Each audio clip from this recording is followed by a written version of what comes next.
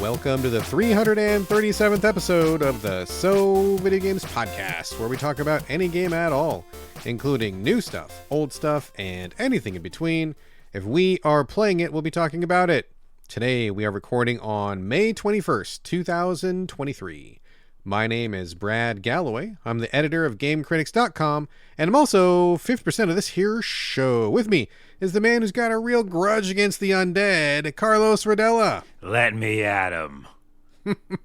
Indeed, sir. You will be at him, and we're going to be talking a lot about the undead today. We will be talking about on the podcast. I've already slayed a bunch of the undead in many different ways and in many different games.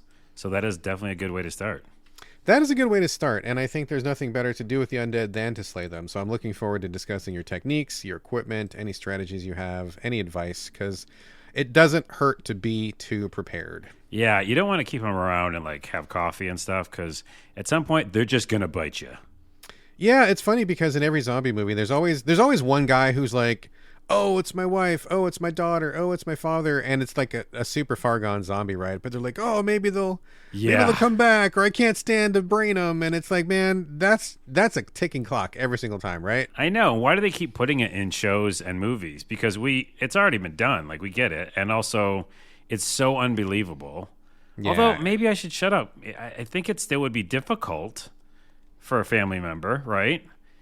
If you had to like take down your wife, but at the same time, we've watched enough movies, we know we need to do it. It would be difficult, but like if a family member, I'm not going to say that I'm thinking of my mother-in-law. I'm not going to say okay, all right, because I'm not. That would be rude. But if it was like somebody was like, if they were dead in the eyes, if they were trying to bite your face off, if it was like you knew in your guts it was like a life or death, you'd have to do what you needed to do. Yeah, but it's always that stupid, and this happened in, I won't spoil it, but it just happened in one of the games I played, where like exactly what you said, there's a loved one, or there's just somebody like a love interest. Yeah. And they're like, oh, they're turning, and they got the gun there, and they're like, okay, do it, because they're turning, and you could see like the veins coming out, and they still don't do it. I know. That's the part that's the worst. Dumb, that's the worst. All right, let's move on. And also, apologies to Marianne, my mother-in-law. She's a sweet lady. I was completely joking. I mean, I would kill her if she was a zombie, but like, I don't single her out. Yeah, I mean, well, this is the point. We're not talking about individuals. Exactly. We're talking about, will you do it? Yes. I just don't want anybody to think that I've got a grudge against my mother-in-law. She's a very sweet lady. She's great. We have a great relationship. So that was completely a joke. So I get it. Anyway, okay, moving on. We got a lot of stuff to talk about, so I say let's just get right to the housekeeping and let's not waste any more time, Carlos. As everyone knows, Carlos and I share a virtual living space divided down the middle with a strip of duct tape. On my side, I've got a shitload of boxes this week. What do you got on your side, Carlos? Jeez, I do too. We're going to have to get through this. We got a lot of housekeeping to do, right? So let's get to it. Carlos, why don't you kick us off? We'll kick open the boxes like you do in those video games. The boxes, yes. You know, like you do the melee button. I have wooden crates. I'm going to smash my crates today is what I'm going to be doing. Oh, man, I just did that a lot in Dead Island 2, and we'll talk about that at the end of the show. The first one I'll open up is a huge one, is obviously the merger went through for Xbox. Oh, did it? Microsoft. I totally missed that, dude. I've been head down with non-video game stuff. This has been, just behind the curtain real quickly, crazy week for my wife, and I do a lot of support work for my wife, and we have just been like, literally every minute of every day has been working on non-game stuff. I'm out of the loop on games this week. I'm going to rely on you to fill me in. I had no idea the merger went through, dude. Well, I don't think it's okay. So let me back up. It's not fully through, I believe, but enough stuff happened where that EU or the UK that tried to block it, they reversed their decision because did they? Okay. They made enough like concessions or something where like, hey, we're gonna like still do deals with a bunch of people with cloud gaming. Don't worry. And so when cloud gaming, which is already kind of like a non-issue, I think, at least for now, was not the focus, then I think the UK was like, okay, cool. And so then now it's just the rest of the different processes happening and other people saying yes to it. So most of the things I look at say it's going to happen. You know what it was? It was Redfall. They tanked so hard on Redfall that Microsoft did that sad puppy face. And they're like, oh right. UK, we're struggling so hard, bro. English bros, we need this merger to go through. And then what's his name? That guy got up there and he's like, oh, man. You know, like he gave that little sob story when he did the interview on Ain't It Funny or whatever, Kind of Funny. What's that guy's name? Phil Spencer. Phil Spencer, right? Yeah. It was like a ploy. We even talked about it. It was a game. He has played everybody in the UK. Yeah, I don't know if that was what happened and that's what sealed the deal, but I think in general, it's just moving forward. But again, now that I'm looking at the notes, I shouldn't have led with that because I guess it hasn't fully happened yet either. So okay, but it moved forward, or it seems more possible because it looked like it was done over, but now there's like a light. There's a light for a light them, at the end of the tunnel, possibly. Yeah. I again, it's so weird because I don't care about most of the games they would get from this. I know it would help them with like money runway. Is there like a list? Well, Call of Duty, obviously, and me, I'm not a war game kind of guy. No, I don't play Call of Duty. Fuck it. I just said war guy, which is actually also true. I'm not a war guy. Not a war guy. And then the King games, so all the mobile games which I don't play. Nah. And then what's the other big one? World of Warcraft and nah. Obviously Diablo, which I do like. Okay, so Diablo. But then also housekeeping. People are talking about Diablo's, difficulty spike and the level scaling being an issue still. So, anywho, I don't know. That it might happen. I don't really care. Like even if it happens now at this point. I'm not super bothered. I don't really, whatever. I mean, to be perfectly frank, there's so many other big things going on in the world right now that any merger in the world of gaming is like so low on my list. I just whatever, man. I can't be bothered right now. It's just companies eating up other companies. It's all going to turn into idiocracy or Demolition Man, where like everything's Taco Bell or everything's Pepsi. So yes. And in other news about kind of around Microsoft. Oh wait! I gotta say, sorry, tangent. You mentioned Idiocracy, right? Yes, I love that movie. I haven't seen it. I've seen clips of it, and I know what it's about. Frick? It was unavailable for a long time. I don't know if you remember, but like it was taken off services for a couple years. It came back, and then I forgot about it. Anyway, that's not what I was going to say. I saw this really funny anecdote from the people who made Idiocracy, and so they were saying they had a small budget for costumes, and so they needed to get some kind of like, it looks like the future, but it also looks fucking stupid because that's what the movie is, right? And so they had the costume designer. They had like, okay, we don't have $1 million. You need to get a bunch of costumes. We need to find shoes for these people. So like, what kind of shoes would people in the future wear that look futuristic but also look fucking stupid?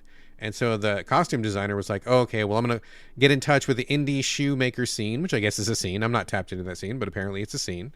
So that they look around, they find something, and the costume designer's like, oh my God, I found the perfect things. These things are fucking stupid, but they look like the future. This is amazing. We're going to use these. And the director, Mike Judge, was like, well, wait a minute. This is like a real shoe. What happens if the shoe gets popular? It's going to make our movie look weird. And the costume designer's like, are you kidding me? They're like, look at these fucking things. These are so stupid. No one's ever going to fucking buy these things. Yep. And you know what it was? Yep. It was Crocs. Yep. And they became super popular. They're super. I'm literally wearing them right now, dude. I'm wearing Crocs. And I think it's so funny that the costume designer was like, these things are so fucking dog ugly that no one in their right mind would wear them. It's not going to matter if we put them in our movie. And yet... strange turn of events. Well, have you seen recently Kanye showed up? I don't like talking about him. Fuck everything about I know, but like these shoe boot things on or whatever that were like that seemed like out of Idiocracy, like a movie. You wouldn't wear them. Did you see the costume he got for his wife? The quote unquote clothes he made for his new female clothing line? No, I didn't. Oh my God, dude. Okay, so I'm not gonna go into it. Let's Kanye's no, I have to. Yeah, let's not. This is awful. Let me just leave you with this. Okay. Imagine if you got a roll of duct tape. Yep. And then you put it on a lady to make her decent for outside. That's what those clothes look like. Perfect. All right. Yes. And we'll never talk about him again. Never again. Moving on to, I was going to mention Microsoft stuff. Starfield is, in Twitter, things trend. Bloodborne's trending. I still think they're going to potentially show that. Still trending, yeah. And Starfield is trending. I just wanted to say this. I don't, it's a kind of a double-edged sword saying. But I think what came out, I did a little bit of research. There's some quotes. People like looked at the game. I think the quote was something like, when they looked at Starfield, when Microsoft acquired Bethesda and stuff like that, or when they've been looking at it, they were like, oh, I don't think it's going to be ready for like a June or July release. And so obviously it's not coming out then. It's coming out, October, I believe? Like this year, you mean? Yeah, this year. Talking about this year, okay. But like when they looked at it, they said it was like really behind. Mm-hmm. And so if it was really behind for summer and it just got pushed to fall, I think, and it's unfortunate, it's going to release behind. I think it's going to release with a lot of obviously bugs and things that they normally have. Sure, they always do. Yeah. But I think it's going to be not the hit that everybody wants, which it's just my gut feeling after hearing that. I'm still, and the double-edged part of it is I'm still going to play the shit out of it because I love Bethesda and I love a sci-fi RPG. Are you kidding me? First person? Yeah. Done. Yeah. But I do think that it's going to be a disappointment from just the vibe I'm getting from like what they looked at it last time. Yeah. So let me run this by you. So what are you thinking? Christmas or not even? No, this it's already year? got a release date. It's October, I believe. Okay. It's so more it's about confirmed. like because it's been pushed and because people were saying that even if it came out in summertime, it'd be way behind. Sure. That means that like there's so many missing pieces. I bet that. And then remember they're doing the random generation for planets and stuff too. I mean, that's par for the course for fucking for those guys anyway. Okay, so the only I don't know, I don't really have a strong feeling either way. Will I play it? Absolutely yes. Will I like Yeah. it? I have no idea. But the only thing I can say to this is what the fuck is that goddamn game that everybody loves? The dragons and you're in the, Fusro Da and all that. What is that game called? Skyrim. Yes. I think Skyrim sucks, dude. I think it's a shit game. Wow. I played it and I finished it and I put tons of time into it. I think that game's garbage. But people love that game has been sold 58 million times, dude. Yep. Like it's been everybody who owns Skyrim owns it like 9 times. It's consistently like in the top 10 of Steam or whatever. So despite all the issues that I have with Skyrim, people fucking love it. And I have to imagine that even if you look at like this Starfall or Starfield, yep. people would be like, this is ass, and like these raiding quests are garbage, and like all these bugs. Okay, you could say the exact same thing about Skyrim, and for the record, I don't like Skyrim, but that didn't stop it from being like a runaway freight train success. I mean, I wonder if they're going to pull another one of those jobbies. Maybe it'll suck at the beginning, probably will, but patch after patch and feature and stuff. I mean, I don't know, dude. They've done it before. It wouldn't surprise me if they did it again. 2 things to that. One, couldn't disagree more on Skyrim, but that's fine. Yeah, I love that game to death, and it was like one of my pinnacle moments of gaming just because of the first-person RPG that you can do lots of things in. Well, let me say this, though. You may love it, but like the bugs were out of control when that thing launched. It was like there was like a whole cottage industry about the bugs. None of the writing is really good. I mean, I get the first person for RPG stuff, but like a lot of the stuff that's an issue with Skyrim, I could easily see being the same issue here, just like in a sci-fi setting, Okay, so I'm going to agree with that. And obviously Fallout 3, I love to death as well. Totally buggy and lots of crazy things in that game, right? Yeah. It doesn't matter. Both those games just fit a vibe that I am. Like that's my personality, like that style and the kind of like weird shit that can happen. Even the reason I brought it up, which is kind of to your point, is even though it's going to release, I think, bad and janky and people will play it, the problem is because of Redfall and because of the kind of state that they're in for Xbox, it's going to hurt them a lot because, again, I'm just predicting. But if I'm right and it releases janky and it is one of those games that, we'll still play and be like, oh, it's fucking weird, but I love it. I think that's going to be really bad for them because so much is riding on that. And even if it really isn't, that's what's out there in the ether. You know what I mean? I don't know, man. I mean, ordinarily, if this was any other game, if this was any other developer, I would be 100% with you. But like, Bethesda keeps doing this. They keep doing it runs like shit. It's buggy. There's problems. And yet, every single fucking time they release one of these, people just like go gaga over them, dude. Like, I mean, I'm granted not the biggest Bethesda fan of like all their Elder Scrolls stuff and whatever. But like, and in fact, I don't even really like what they've done with Fallout lately. But like people love it. They can eat it up, and it's like those games, despite all the problems, seem to like inevitably be embraced by the gaming public. It may not be the day it launches. There's always the whole, it crashed my system and the bugs and I lost my save. That happens like with literally every Bethesda release every single time, and yet they are still like this giant mega juggernaut developer who has win after win after win. So it's like, I find it hard to argue with that. But if it was any other developer, if it was Capcom, if it was like EA, if it was anybody, I'd be like, yeah, man, you're 100% right, dude. Absolutely. But like, look at the track record though, dude. I totally agree. But the problem is the placement of this release and because they were bought by Microsoft. So like Xbox owning them being the first party title, again, it just goes down to like where you're at on the stats right now. Yeah. And they have no first party titles. And then the only one they release is bad. And, if this is like okay or buggy and still fun, it's not good enough. Like they don't have that, I don't want to say God of War Ragnarok again. I think those games are okay. But people and like the perception, that's like a AAA game and polished and is really fun and got a lot of narrative, whatever. They just don't have that. So I think it's just bad timing. Because I mean, and Bethesda released it by themselves, by the way. No one would say anything and not blink an eye. To your point, they'd be like, "Oh yeah, it's Bethesda. Sure, it's sure, wonky sure. and it's fun." But because it's representing, their and this is again the last thing I'll say about it. It's representing not just like good games, but like the management. Like Microsoft goes in and sees the game unfinished or like, really behind. They got to make decisions and they got to help. If they're going to buy a company, and that's my biggest problem with them right now, with Xbox in general, if they're going to buy companies, they need to help and do something, an additive thing, because you're managing them. They are not great at that. But they're not good at that at all. And so then if you keep buying up companies and then including Microsoft or Activision Blizzard, like, do we have faith that that's going to work out well? It's just, it's weird. I think you've got a lot of really valid points, dude. And like I said, if it was anybody else, but I just feel like people know what Bethesda is and the industry, the players, like everybody knows Bethesda's jam and they keep doing it over and over and over and over. And I just like whatever it is about their games that makes people love them, despite the shit launch for like every game they've launched in the last 15 years, garbage launch. Yeah. I mean, I don't know, dude. I feel like they might do it again, but I think you've got a lot of points though.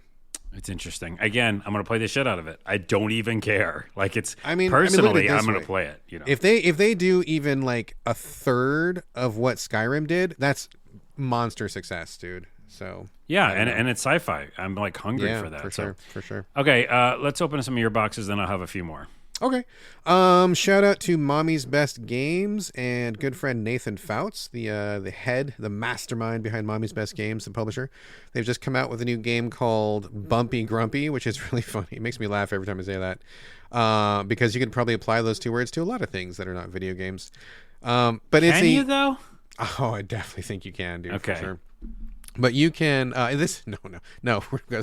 You got me on the wrong track now. I was going to make a joke. Well, I'm not going to make that joke. I want you to make that joke. I'm not going to make a joke. So it's by a the way, new by the way, arcade- for the what? podcast, Yes. there's so many times we say we're gonna go there and then we don't. We Yes. should just go there. I don't know. We'll see. Okay. We'll see. Later We're in the already banned episode. in like 12 countries. They can't be banned anymore. Oh, that's true. That's true. So it is a new arcade throwback homage. So if you are old enough to remember arcade machines back in the day, specifically the early 80s, there were a lot of games that were kind of like quarter munchers and just real simple interactions. This is like a really simple 2D driving game, super classic arcade feels, super classic arcade graphics. He's even done some of the art where it looks like the kind of like shitty arcade side of the cabinet art you would see where they paid like some rando person who could barely draw to do the art for the side of the cabinet. It's all on point. If you like that vibe, if you like that feel, he's definitely got it nailed. And it seems like retro arcade stuff is kind of having a little bit of a moment right now. So I think his timing is really good. So heads up, Bumpy Grumpy exists. It's on Steam. You can wishlist it. If you're old enough to remember the days of the arcade and you kind of want to revisit that a little bit, I think he's dead on target there. Cool. Next up, shout out to LCB Games Studio, makers of Mothman 66 and Varney Lake, two visual novels, which we talked about here on the show, which I loved. Mm-hmm. Both of these are amazing. They're coming out with a third one, and I couldn't be happier. I want these guys or girls or whoever, whatever their gender may be, doesn't matter. I want them to make one of these games like literally every 3 or 6 months, preferably 3. I'll take 6. Nice. I will buy every single one because I think they're great. I just love the vibe, the kind of like quasi X-Files, a little bit of cryptid, monster vibe, but also some light choices. And you just play them. You play them for like 2 hours, you're done. You've had a great experience, you move on. Their next one is called Bonsen Knights. It's BAHNSEN, Bonsen Knights. And Knights with a K, like medieval knights. They posted a couple pictures. I couldn't be more excited. I hope it goes in line with the universe they're creating. I just love everything that these people do, and I'm really looking forward to it. It's a heads up. I don't know if it's available for wish listing yet, but it should be pretty soon. Anyway, Mothman 66, Varney Lake, and now Bonsen Knights. I'm super stoked that these folks seem to be finding success. I think they're doing something really great. Yeah, seeing an indie game studio do well is awesome. And you like those games. But that reminds me of a tangent. Yeah. The idea of like that you like that style and want more games in that world or whatever they're creating. Yeah, for sure. It makes me think of like, I think it would be viably like financially beneficial to do like Outer Worlds, which is one of my favorite games Yeah. all the time. And then the episode, just like release episodes. Totally, dude. Agreed. 100%. Because I want to go back in that world, you know. I don't want like the bullshit, what is it called? The remastered version. Right. With graphic updates. I just want like more story stuff to walk around and beat things up and, you know, get stuff. So...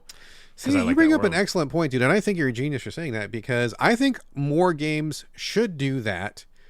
Because we kind of did that a little bit. Was it Fallout 3 that did that? Where it was like they had the main game, and they put in like 4 or 5 DLCs, and each one was like a micro story, right? Was it Fallout 3? Yeah, I think it was 3, and there's that one in the island and stuff like that. Yeah, one was like in a swamp. Yeah. Where there was like yeah, it was like once you've done the heavy lift of like creating a world, creating an engine, creating characters, especially RPG where you can like keep leveling up and getting more skills and stuff, why not build on that, dude? Like I would totally be down. Like, you know, Outer Worlds, once a year, every 6 months, every 9 months, put out a new episode. You hit a new planet, there's a new mystery, there's a new challenge, like whatever, and you can change it up. Sometimes it's, I don't know, arena world where you're fighting a bunch of monsters. Sometimes it's a mystery, or sometimes it's a romance.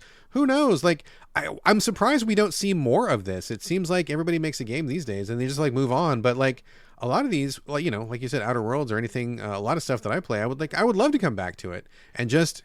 I don't need an all new engine, all new graphics. I just want more content that I like, and I'm surprised we don't see more of that. And if you like the characters a lot, and you just like those worlds, now obviously like people are going to say like, well, there's the games like I just finished, Dead Island and stuff like that, where you go, oh, you can keep playing. You know, it's a first person action game, but a lot of those will do the thing like set you back in time, which is bullshit. Yeah. Or B, they just will be like very very light missions that you don't even want to do. They don't feel like full stories. Yeah. So I think what we're talking about, it's more of a bigger one, but yeah, anyway. I agree, dude. You were absolutely onto something gold there, and I wish if there's any developers listening, and I know that some are, just think about that in mind. Like if your game does pretty well, I think most people are cool to just hang out in those worlds for a while, like another mission, continue with the characters, dude. Absolutely, 100%. Totally.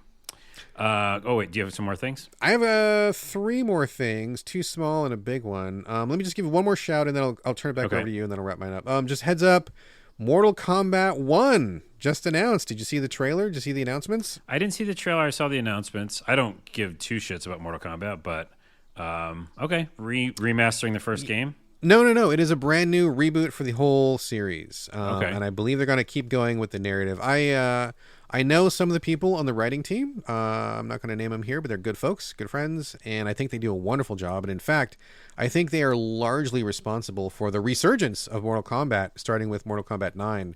It was the narrative in that game, I believe, that really turned that series around, like in a big way. So I think their work is great. They have kept going with the story, and I think that with the most recent Mortal Kombat we got, I think they took it as far as they could go. There wasn't really anywhere else to go. Like when you're in space battling a Time Lord who has the power to rewrite history, there's nowhere else to go after that. Like it's just, that's done. So they were smart. They're going to reboot the entire series.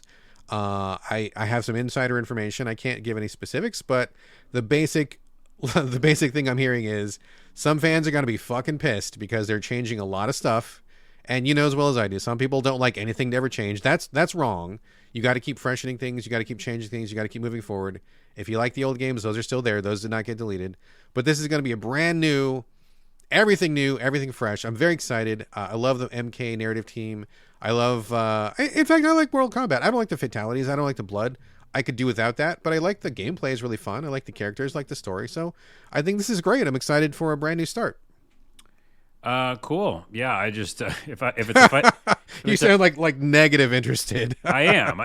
And by the way, this is nothing against anybody who makes any game that is a fighting game. But if you make a fighting game, I'm not playing it for the rest of my life. Like it's just that's it. Like I'm done.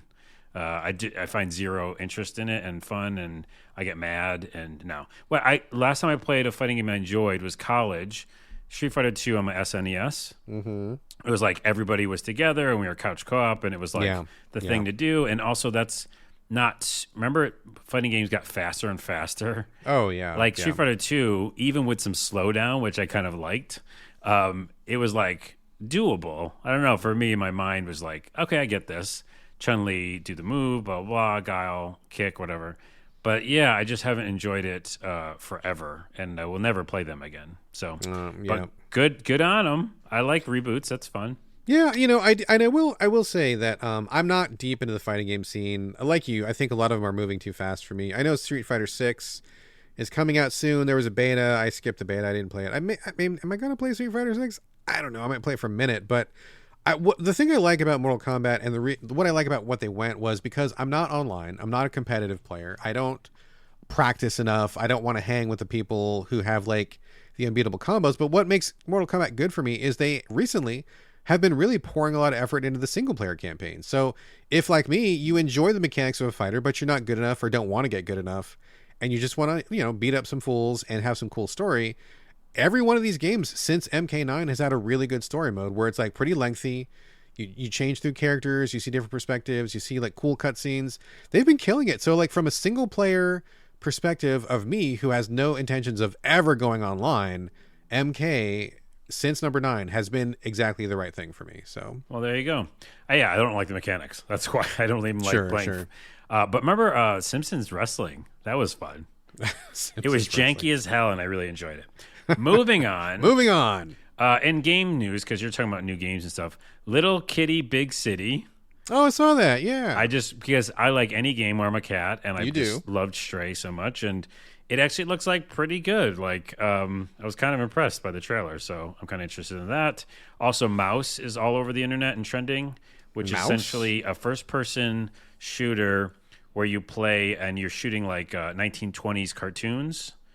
Like old school Mickey Mouse kind of things. Like the rubber hose animation thing? Yeah, Cuphead, think that. Yeah. But like 3D first-person shooter. And then people talking about going like, wow, I can't believe this hasn't happened yet. This is not based on the World War II graphic novel that had mice in it, is it? No. That's MAUS. Right, different thing? Okay. Yeah, it's just like an indie developer working on this game. And they're not even finished, but they just showed off a trailer of them working on it, and people are all excited. So it looks really cool. I would love a 1920s first-person shooter. Cartoons.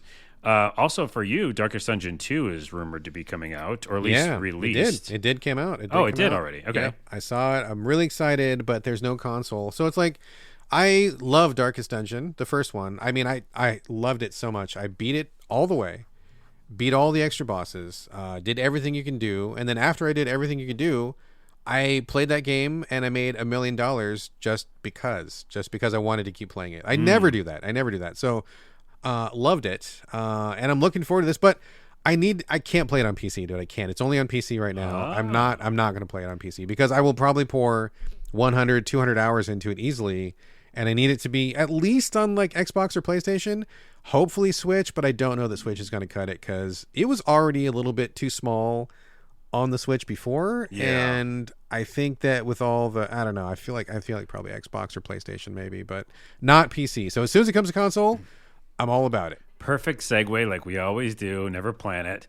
But the PlayStation Showcase, there's a leak that came out. And I have it in front of me. And it might be right and it might be wrong, but lots of times these are right nowadays. All right. What do we got? And one of the things I'll mention is that exact thing, Darkest Dungeon 2 for PS5. Oh, yes. I saw you share that leak, which was very exciting. There's a couple of really juicy tidbits on there. Darkest Dungeon 2, I mean, I'm 1,000% in. But what was the thing that you thought I was going to get real excited about? Well, yeah, I'll get to that. But also, I mean, you were just asking for that. So I feel like... Oh, yeah, dude, for sure. If they announce it, that's how you're going to play that game. Absolutely. Yes, Helldivers 2. Helldivers 2. I hope it's real, dude. I hope it's real. Man, Arrowhead Studios, they released Helldivers, which is one of my favorite games of all time. Yep. I think it's one of the best multiplayer games of all time. Fucking genius game.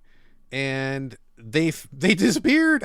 They just like released it, success, and then vanish. And like I've been sending them messages, I've been watching PR, I've been checking out their website and stuff, and just like crickets. I wonder if they've just been on total lock. I mean, but that's like what, 6, 7, 8 years at least since the last one. I don't even know how long it's been. It's been a while.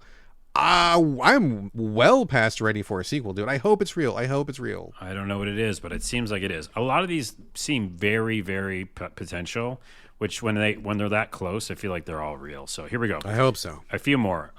Hades 2.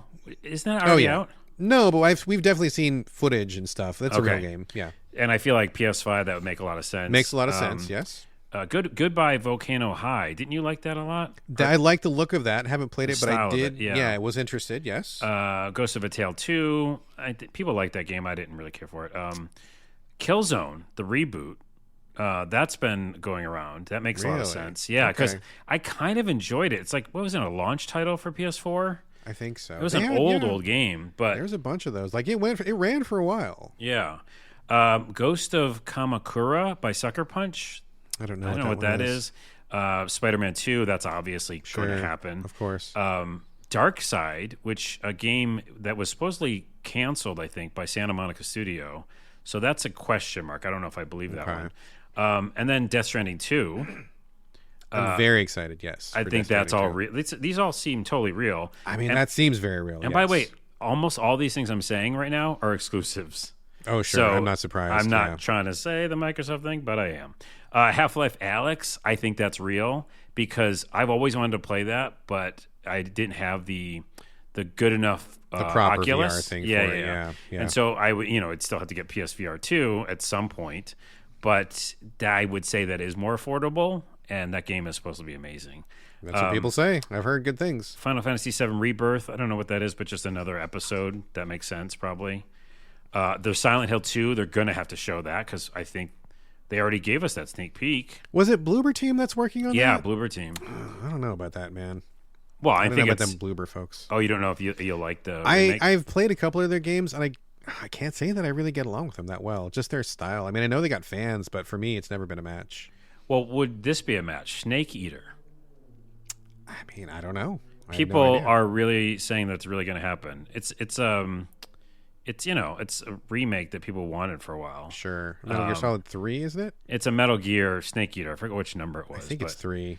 And then people are rumoring, they're like, obviously Kojima can't be involved anymore, but like they'll probably keep his name on stuff because he worked on. Like, I mean, yeah.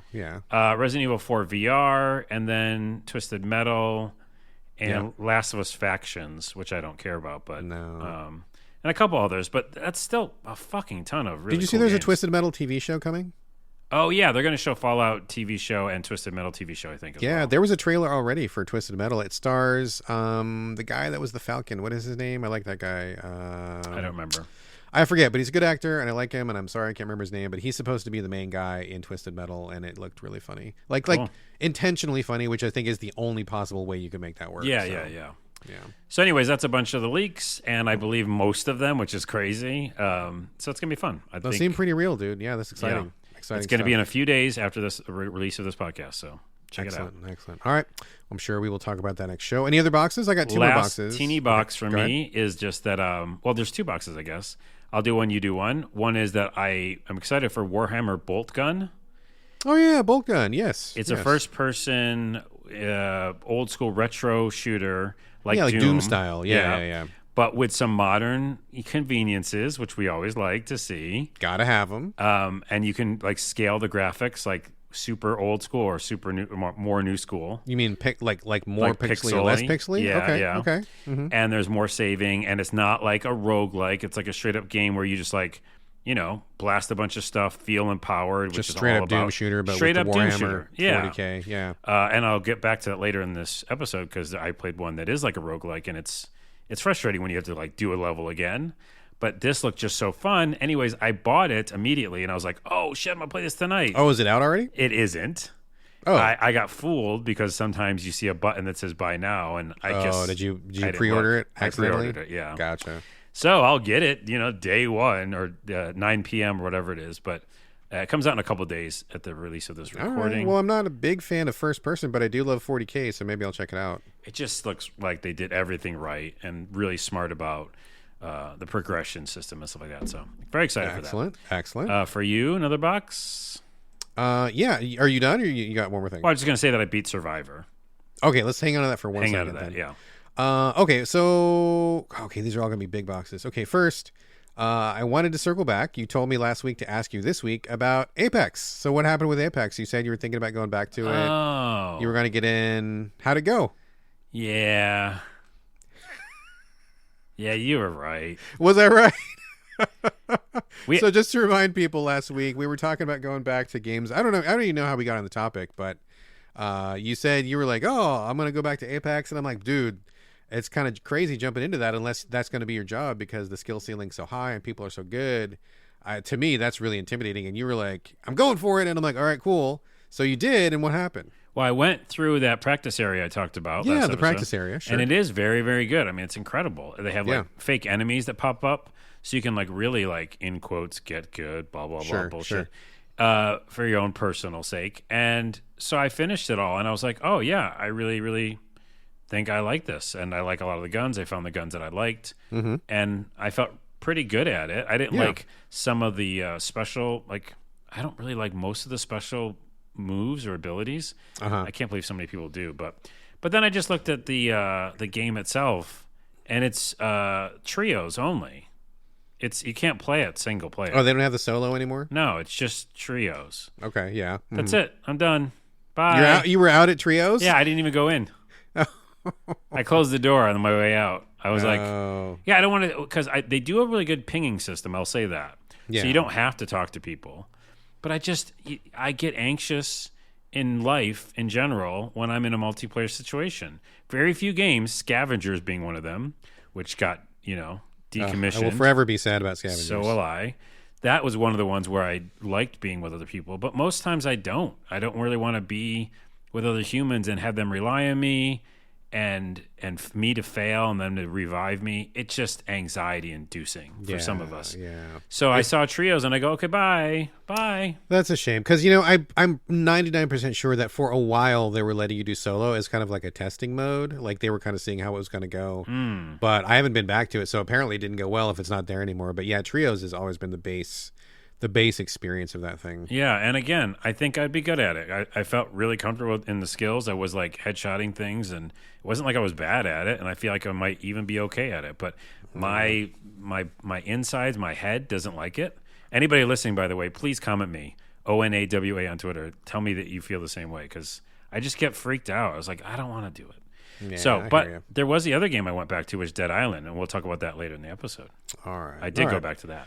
All right. Well, okay. I'm glad you reported. I just want to say one slightly tangential thing that has always bugged me about Apex Legends. Oh, yeah. It bugs me so hard. I played it for a little bit. My son is actually way better at it than I am, and I played with him for a while. So it would be like me and him, and then like a rando would join us for like trios or something. But I was always the worst person on the team every single time. Nice. So he's like, Dad, do you want to go back to like Dark Souls or something because you can't hang here? And I'm like, yes, you're right. But the thing that always bugs me, this is a small thing. I'm sure no one is bothered by this except for me. But when you get in the game and you drop out of your dropship and you're going towards the land, like you start off in a formation of 3. The thing that has always bugged the shit out of me is when those 3 people are dropping, they all move and animate exactly the same way as if they are all just mirror images of each other, which doesn't make any sense because I would want to see from an animation perspective the wind hitting them a little bit differently. Like stay in formation, one person in the front, one person on each side, but like their clothes ruffle a little bit differently. Their shoulders move a little bit differently, like they're being buffeted by the winds a little bit. Like they look like a fake cheap placeholder animation, and it bugs the shit out of me so bad. That is a very specific thing. Oh my God, it bothers me so much. The first time I saw that, I was like, oh God, that's ugly. What's going on here? Like, I can't believe they haven't fixed that. It must be a joke to them by now. Like, it must be so bad it's our trademark now, because that, I've never been able to get past it. Anyway. Well, but Fortnite does have basically the same thing. The only difference is you have those special, like, parachutes you can... Like, oh, have sure. different But also you're styles. just by yourself though, like you don't, even when you drop with a team in Fortnite, you're not locked into like mirror animation I see what formation you're going saying, 'cause down. you're It's close like, by each other. yeah. Like you can do whatever. It doesn't matter. If it was just one person, it wouldn't bother me. But because there's 3 people, you can see there's no variation in the animation. That's no matter. funny. Oh, it's bugs. Wrecks my brain, dude. I hate it. All right. Well, I didn't find that out because I closed the door and I left. Well, you dodged a bullet because it would bother you forever if you saw that. I've seen it because in the shows that we do for work, I've watched it happen. I was like, oh yeah, that is funny looking. The next time you look at it, you're going to be like, that's going to be terrible. I understand why Brad hates it. Yeah. Okay, one more thing before we move on. So I'm not going to talk about... I was debating talking about this in the main content of the show, but I think I'm just going to mention it real quickly here. And feel free to jump in if you want to. Forspoken. You loved this game. We talked about it a couple times way back. I ended up picking it up, but I didn't have time for it. Didn't get around to it until just this week. My schedule opened up a little bit, and I'm like, okay, I've got some room to breathe this week. Maybe I should start something. And I started Forspoken. So this is the Square Enix RPG. I forget who is the developer, the actual developer under Square Enix. It's like a newer. They got bought by Square Enix or Sony or something, right? Yeah, something like that. Yeah. And so this is the story about the girl who's from New York. She gets sucked into another dimension. She gets there. She's got a magic bracelet. She can do magic. She's in this open world. Some. This is one that got a lot of shit for like the dialogue. People were just like piling on about the dialogue, how bad it was. But they weren't really talking all that much about the gameplay and stuff. And so you really liked it a lot. Trashylvania on Twitter, who's a good friend of mine on Twitter, he really liked it a lot. Like, people that were playing it were like, actually there's something really cool here and I think you should check it out. And I agreed. I listen to those people when they tell me that, and so I did check it out and play it.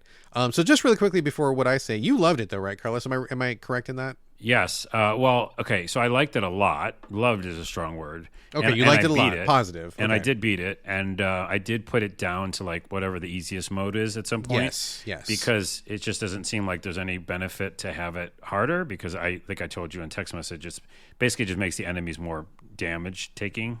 Or sponge heavy, spongy, yeah. And by the way, side note: Luminous Productions is the developer. There you go. And they're absorbed back into Square Enix now. Okay. So they're basically like just most of the people probably are back there. Yeah, I enjoyed it, and I think that what you just said is that the backlash I think was unwarranted because most people play the beginning, which you're going to talk about in a second, which is kind of rough. And also dialogue rough, and the fact that like a lot of cringe stuff happens in the beginning, but then later on, even like the first story mission, which I'm not sure if you got to, but where this little girl is and she meets this little girl, I thought the dialogue automatically got better, and I started caring about some characters later on. So I think a lot of backlash was from the beginning of the game, but I did see it through. I think there's some really cool thoughts, and I really like the ending narrative, which I'm sure you didn't get to. Not yet. No. Which is really about like fighting against life's really difficult things that it throws at you. Yeah. And for me, just to finalize the reason why I enjoyed it, it is, again, like we say, the right game at the right time. Going through a lot of stuff myself, having that kind of, kinship or understanding with the character, going through some of the same stuff, the relating thing was part of it. Yeah. And also I just like the gameplay later on. Like, as you get your rig or your loadout that you like doing, yeah, then it just becomes, in my opinion, just becomes more fun because the beginning is pretty tough. Yeah, that makes sense. So I'm not going to talk like in depth about it because I just started it like yesterday, so I'm not too deep into it. Okay. But I will say, so like real talk, the first 2 hours, pretty awful. They're really bad. And if it wasn't for all of the people who are encouraging me to play it, I would have thought about bouncing because you don't really see any real gameplay for at least the first 2 hours. You have lots of cutscenes, like way too many cutscenes. A lot of stuff that I didn't really care about. A lot of dialogue that I felt like was not great. And I think the voice director probably has he's got to get some feedback on this because I don't think he did a great job with voice direction. I think the actors are okay, but the way the director has them read the lines and how they do the lines, it just comes off as really trite and unlikable and kind of annoying. So I don't like a lot of what I've seen so far. I can see where some of the criticism come from. I think it was overblown for sure, and I do feel like it's getting better. But boy, those first 2 hours, it was like nails on chalkboard for me. It was like, yikes. Every 5 seconds cutscene, every 5 seconds more talking and stuff happening where like menu pop up, tutorial and stuff. And it was like, this is just like the most painful 2 hours to get through. So that was not good. Once you finally get out of the first 2 hours and you get like finally into the world and finally do some gameplay, I think it's pretty fun. I think like running around with your high-powered parkour, your magic parkour, and your magic spells and shooting animals and stuff is like really fun. Like I think that's really good. I think that's a good basis for a game. You have your open world map. The world seems kind of empty so far, but I'm kind of going from point of interest to point of interest to see like what things are. Still kind of learning the systems a little bit. But I like the powers. I like flipping through the menus and having your magic and stuff, and that's all pretty good. I think it's a good core. So far, it does feel a little thin, and I don't know that I'm on board with the characters and dialogue. Something about it is just kind of off-putting to me. Like I'm not connecting with it very much, but I'm definitely giving it some time. And like once you're in the world and stuff, I think it feels better. Did you meet that little girl yet, or no? I did meet the little girl. But so there was stuff to do in the city, but I didn't realize that until I had gotten out of the city. And once I realized I had forgotten some stuff, I wanted to go back, but then I was locked out. So that didn't feel temporarily good. locked out because that place opened back up again. Yeah. Yeah. I wanted to go right back and do the things that I missed, but I couldn't. So that sucked. And then I went and did like a bunch of other things, and I like it. Like I like it. I can see that there's problems here. I can see why some people didn't like it, although I still think that was overblown. I don't know that I'm going to like the character because there's a few things she says that I find to be really mean-spirited, and I don't like characters that are mean-spirited if I'm controlling them. You have to give it longer because I know what you're talking about. Yeah. I'm in. And still. I want to let the audience know that because that is another thing that people were saying, and they just didn't play it long enough because I beat the game, and she, like, it's so frustrating too. And not to just hear you say I'm sure it's a character arc, right? Well, that's like my point is that so many yeah. games and so many shows and movies don't even have characters that develop. You know, Right. They're one note bullshit. And so all I care about is to have characters progress. So she starts angry as fuck and saying really fucked up things. Yeah, and yeah. I've also said fucked up things and put my foot in my mouth a lot. And then she develops, you know, like later on, little early that she meets that girl. There's a little girl who's basically doing what she did when she was young. Exactly. Yeah, I know stealing and stuff. And so that's the beginning of it, but she still remains an asshole. It doesn't take, what I try to tell people is it doesn't take 5 days to change your attitude. Totally, which is super fair. Months and long time, you know? So this game only has, 8 to 10 hours or maybe 15 hours. And so, but yeah, in hour 3, something else happens. And so, yeah, just give it time because I really think that they do have her come around and it's an interesting arc. They're definitely setting things up for a narrative arc for sure, and I can see where it's going. It is kind of off-putting at the beginning though, because she does say a few things where I'm like, wow, you need to stop that because that's really rude and it's not fun to play somebody like that. But I get where they're going. The only straight up like complaint that I have, I think, is the graphics. I don't know what is going on with these graphics, but they did something weird with like, I don't know if it's the lighting or something, but like it doesn't happen all the time, but at certain points everything looks like hyper washed out on screen. And I've been playing with the sliders, trying to figure things out. And it doesn't always happen, but like sometimes you look at something and it just looks like there's this weird patina of like white light or something over on top of things. And it looks fucked up. It looks like it's broken or not done. Yeah. And it's really distracting. And if they're doing a style choice, it's a bad choice. And it doesn't happen all the time, thank God. But like sometimes I'm just like, what is going on with these graphics? Like it's so weird. Did you see that on your TV too? You know what I'm talking about? Yeah, what I think of, and remember I always say, because me and like Click for Gameplay, that guy who does the RPG YouTube channel, we both are so used to like janky indie RPGs that's kind of what this is. I mean, it's under a bigger name, but it's like it was an indie team working on a game. Yeah, way more above their, what is it called? You punch above your. They're punching above their weight. And so when that happens, you know, you're processing shit, and they have this massive open world that they didn't even need to be that big because it's mainly empty. Agreed. I just feel like it's post-processing problems because I saw it too, 100%. Yeah. I had to put it on performance mode or I would have died because, again, it chugged like nobody's business when you try to keep it on fidelity mode or whatever it is. So, right. Yeah, I just think that they punch above their weight and it looks fucking wonky at times. But that parkour feels good. And that's what kept me going. It is pretty cool. So my takeaway for now, and I'm sure I'll come back to it and talk. I am planning on finishing it, so I like it enough that I feel like I'm in right now. But I will say, first 2 hours, real bad. I feel like that was awful. But now that I've gotten past the first 2 hours, it's looking up. It's getting better. I can definitely see that there is a character arc planned, which I'm happy about. I think the open world stuff feels pretty good. I like just playing it. Like just playing it feels pretty good. So I'm liking that. And so we'll see. I'll circle back, and I think that I'm looking forward to seeing what else is in store here. So all right. Well, I'm interested to see what you have to say about the ending if you get to it. And also another game I went back to was Jedi Survivor. Yes, Jedi Survivor. And I beat it. All right. Well, tell us all about it, man. We've already had an hour, so I'll be quick about it. But I will say I'm in like a beating game streak. You know how you get on those? Oh, yeah. And it's like it makes you want to beat the next game. You're like, oh, I can beat games. That's right. I can beat games. I sure can. Yeah. And so because I beat Survivor, I went back to Dead Island 2. So yeah, Jedi Survivor is better than Fallen Order in every way. It's basically that Succession, that next level of what Fallen Order started. It has fast travel points, like we already talked about. We talked about this game pretty much in length. Yeah. But I will say, at some point, I stopped doing side missions because even though there's a million of them, you definitely want to know what the hell's going on with this story because they do the story stuff really well. Were they narratively rewarding, or was it just like go here, get this, and get a poncho color? Like, was it?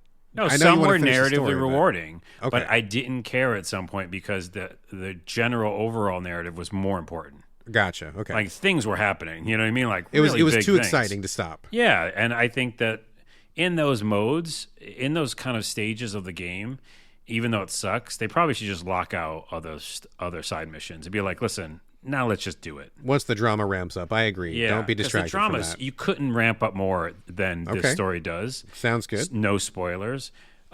Ending very satisfying. And super sad too. Minor spoiler.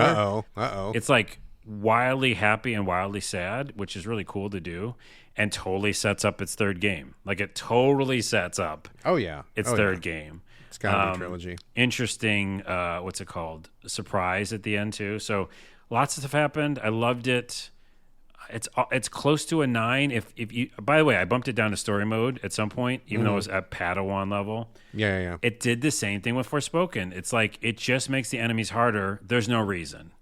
Because, and this was my only note, when you knock it down to story mode, in my opinion, in that game specifically, because again, they're trying to do the Dark Souls things, they don't need to do the Dark Souls things in that game. If you make it story mode, it's like you're watching the show or a movie. Because your hero would kick ass. Right. Your hero wouldn't die to a regular fucking dude. Right. All the time, always, because he didn't parry. So I think the true canon mode for that game is story mode. Because once I did that, by the way, still difficult sometimes. You know what I mean? Like you still beat bosses. I was like, oh yeah, this feels like the character. He's difficult. Some things are difficult for him, and then some things are really easy. Yeah. He shouldn't be struggling with stormtroopers. So, anyways, I really like bumping it down to story mode. No, that makes great perfect game. sense. It makes perfect sense, dude. Yeah, loved it. No, I agree with you. I agree because, if you're a Jedi, especially if this is like your second game as a Jedi and a rando stormtrooper comes up, like it shouldn't be like a giant Dark Souls boss every time you fight a guy. Like you should, just like the movies, like you mow through a bunch of those stormtroopers, no big deal. Like that's what it should be like. It should be the roller coaster ride. Exactly. So yeah, because they do so many like really cool animations in this version. And it's, like I said, the better version, I think, of the game. So you want to see all them. You don't want to just keep dying. Exactly. Did I mention, I told you that I finished Fallen Order, right? Did we talk about that already? I don't know if we did. You said you went back to it, you played it. I don't remember. Yeah, oh, yeah, I you finished did. it. Yeah, you did. Maybe I just told you about it. Just as a quick recap, Fallen Order, I got a lot of problems. Not going to go into it. I had a lot of really significant design problems, but I did stay with it and I did finish it. And I will say, you were right. The last leg of that game is actually pretty good. Like it really, like you said, the drama ramps up. Things get exciting. You start doing stuff that's a little bit different at the end, and you have a couple pretty exciting encounters. So it got. I will say, was it worthwhile? Yes, I will say it was worthwhile. I do not regret my time with it, even though I had a lot of problems with it, and I didn't enjoy it all the way through. But I'm glad I went back, and that ending was cool. It was genuinely cool. It did get really cool at the end, so I'm glad I got to see that. And I will play Survivor, not right now, but maybe this year for sure. So looking forward to it. And then the third game, please just do less climbing. That's all I ask for. Less climbing. All right, I've only got one more box. You got anything else? Oh my goodness, we have an hour housekeeping.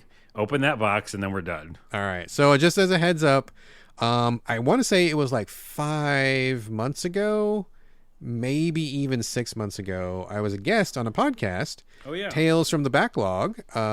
They're a great podcast. They got a lot of good episodes. Love what they do. And I forget how we got in touch with each other. I think it was maybe through Gaming in the Wild, perhaps. I'm not sure how those things connected, but they reached out and they were like, "Oh, we'd love to have you on a podcast."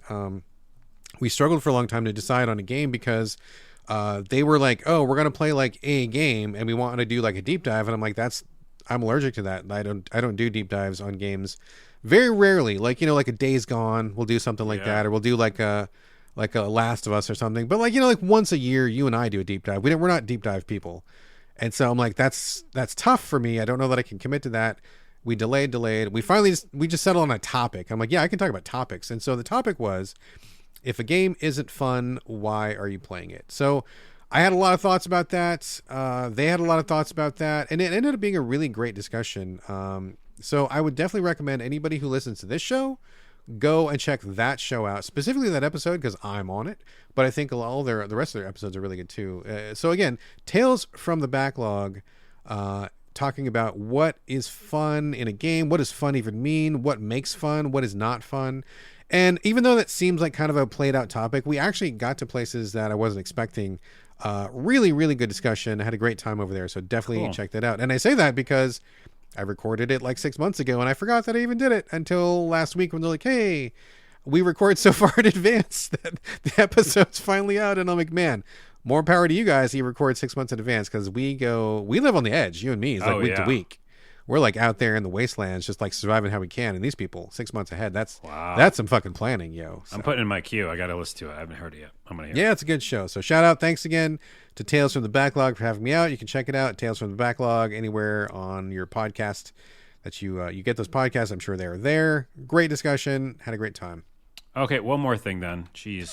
Let's make it a perfect hour. It's almost Let's do it. Is just because me and my buddy Nate are working on a new cartoon comic project. Yeah. And it's called Brain Cells with a Z. And it's the first short is going to come out the day that this podcast comes out. So excellent. Okay, cool. Yeah, it's a 30-second short, and it's just these weird little characters. They kind of represent, like, it's called brain cells. So it's like what people think. And so each one is kind of like a different kind of almost emotion in a way. Yeah, okay. If you think like Inside Out. I was just going to say Inside, the Disney one. Yeah, and we didn't even think that. We just had these weird little characters that were monsters that Nate draws, awesome artist. And then we just started voicing them and writing scripts. And that's what it felt like to us. Is like, oh yeah, we all have these kind of thoughts. And one character is called Riff, and it's kind of like, hyper, has a lot of ideas, kind of loosely based on me. And then like, the straight man Sterling, he's like the pessimistic one and like, why are you doing all these things? And then like the angry one. And so, yeah, it's really fun. So anyways, check it out. It's called Brain Cells. It'll be on all the social media platforms, starting Monday. So you're posting clips to like all the different social media platforms? Yeah, they'll be like shorts for now, and then we're gonna try to pitch it somewhere and get like episodes. And to find that, should they go to like any particular? Is it going to be like just you, Carlos Rodella? You going to post it, or is there? I will as channel? Well, but yeah, just Brain Cells with a Z, and if you just Google that, you'll find it probably starting Monday. All right, excellent. I am out of housekeeping. You got housekeeping? Oh, geez, they're all done. It's like empty. All right, good. House is looking great. I say we take a little spit shine to that strip of duct tape in the middle, and we move on to the main section of games. Let's do that. Carlos, now that we're in the main section here, I'm going to turn it over to you. Nightmare Reaper. This is one of the surprise additions to the agenda here. I don't know anything about this, so tell us about Nightmare Reaper. I don't know. I think I'm spent. I think I'm done. He's good. Carlos is anyways, you can out, check out folks. us on social media. I'm Onawa, O-N-A-W-A. I got to carry the rest of the episode on my own. That's fine. Yep. I can handle it. I'll do it. You have the list, right? You have a list of the games. You can I got the list. Talk about the ones I played, even though. I'll just say something. They were great. Fine. 7 out of 10. So I've been very much in the mood of first-person shootery kind of games. And, yeah, I always take a chance on indie games and new things. So Nightmare Reaper showed up. I love the artwork. I'm a sucker for artwork sometimes. And I mean on the marketing, not even the artwork of the game, but the artwork of what's it called? You can't call it the box cover anymore, but like the title. But just like all the PR art and all the... Yeah. But the idea is that you're like a woman who's in like a psych ward, and the artwork is awesome where like she's got her gown on, but she's also holding a shotgun and she's fighting monsters. It just looks really cool. And so then I looked at the art, and it's like old school, like bolt gun, Doom, pixely graphics. Okay, gotcha. First-person shooter Doom game. Yeah. But it's a roguelike, which I can take or leave. And so I was like a little afraid of that part of it. But I just like the concept. And then, it was pretty cheap. I forgot what it was. $10 or something. Pretty cheap. So I took a chance. I'm glad I did. The game starts out where you are in kind of like a hospital in one room where you can't leave. And it's that thing where it's a roguelike, so that room changes a little bit every time you come back. So, okay, so just in my own mind, this is a first-person pixely Doom shooter, but you're in a hospital room, like you're a patient or something? I haven't got there yet. Okay. So you start there, and then again they do a really good job of like that 8-bit sounds of like, you know, people in the distance. You can hear like other people in other rooms like yelling and stuff, and it's got a creepy vibe. It feels like almost a horror game in that way, and that's kind of what drew me to it, because it showed those kind of scenes, but then it showed like fighting monster scenes. So what happens is you're in that room, you do things like read a little note. You know, like I said, things change because it's a roguelike game whenever you like come back from it. And then you go to bed, and when you go to bed, you're transported to Nightmare World, and you're fighting monsters. And then it's like a Doom game straight up. You go into a level. I don't know if it's procedurally generated. I forgot, but it's like you definitely go into like zones, fight monsters, look for secrets. You know, all your health is on the ground, that kind of stuff. Where you fight monsters, pick up health, very much like Doom. But then there's lots of different weapons, which I like. Things like melee weapons, like chainsaws and things like that. But then there's like a lot of different ranged weapons. I found a sniper rifle, and I just stuck with it, because in a game like that, if you can keep your distance, like, is really great. Okay. And even the knife is really good. And so, yeah, there's a lot of fun weapons, and I was doing pretty well. I wasn't like just eating shit at a roguelike game, which normally I do. And then when you beat, you know, a section, you go back to the room, and different things are there, like little letters, kind of try to figure out who your doctor is and why you're there and what's going on. And you feel like you're going a little more crazy. And, you know, I don't think it's like talking about mental health fully, but again, I haven't finished the game, so maybe it is. And anyways, each time you go to bed, you go to a different realm, and that's it. That's the game. Oh, okay. So I like the concept. I haven't, you know, eaten shit enough to like want to rage quit. So it's like difficult, but not super difficult. Like if I die on a level, I'm like, oh, okay, I'll just do it again. I think one level I did 5 times, and I'm like, okay, this one's pretty tough. But I still haven't like, you know, just bailed. Yeah. Which is a good sign of a roguelike, which means they're giving me enough upgrades and stuff. And you get to keep like your favorite weapon at the end of a level. So if you unlock something, like I unlocked that sniper rifle, I just always go into every new level with a sniper rifle. So I feel like I got my shit, you know. Well, that was something I was going to ask you. So in terms of roguelikes, so I guess number one, do you feel like the runs are different enough? And if they are different, in terms of not just like the room variation or enemy variation, but like, you know, are you getting like weird power-ups? Are you feeling like it's changing? And also, what is there any progression? And if there is, what kind of progression is there? Oh, you know what? I've only done 4 or 5 worlds. I don't remember too many. Oh, max health. That's right. I got a max health upgrade. And it's permanent?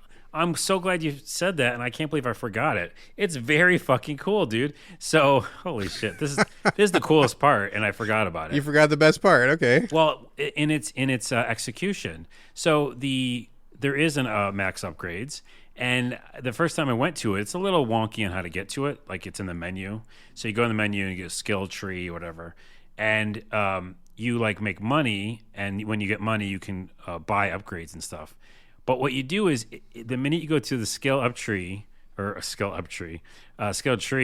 upgrade, it's the like a Mario Land map, you know, like Super Mario Brothers, like was it 3? Yeah, Super Mario where you World go to each little thing.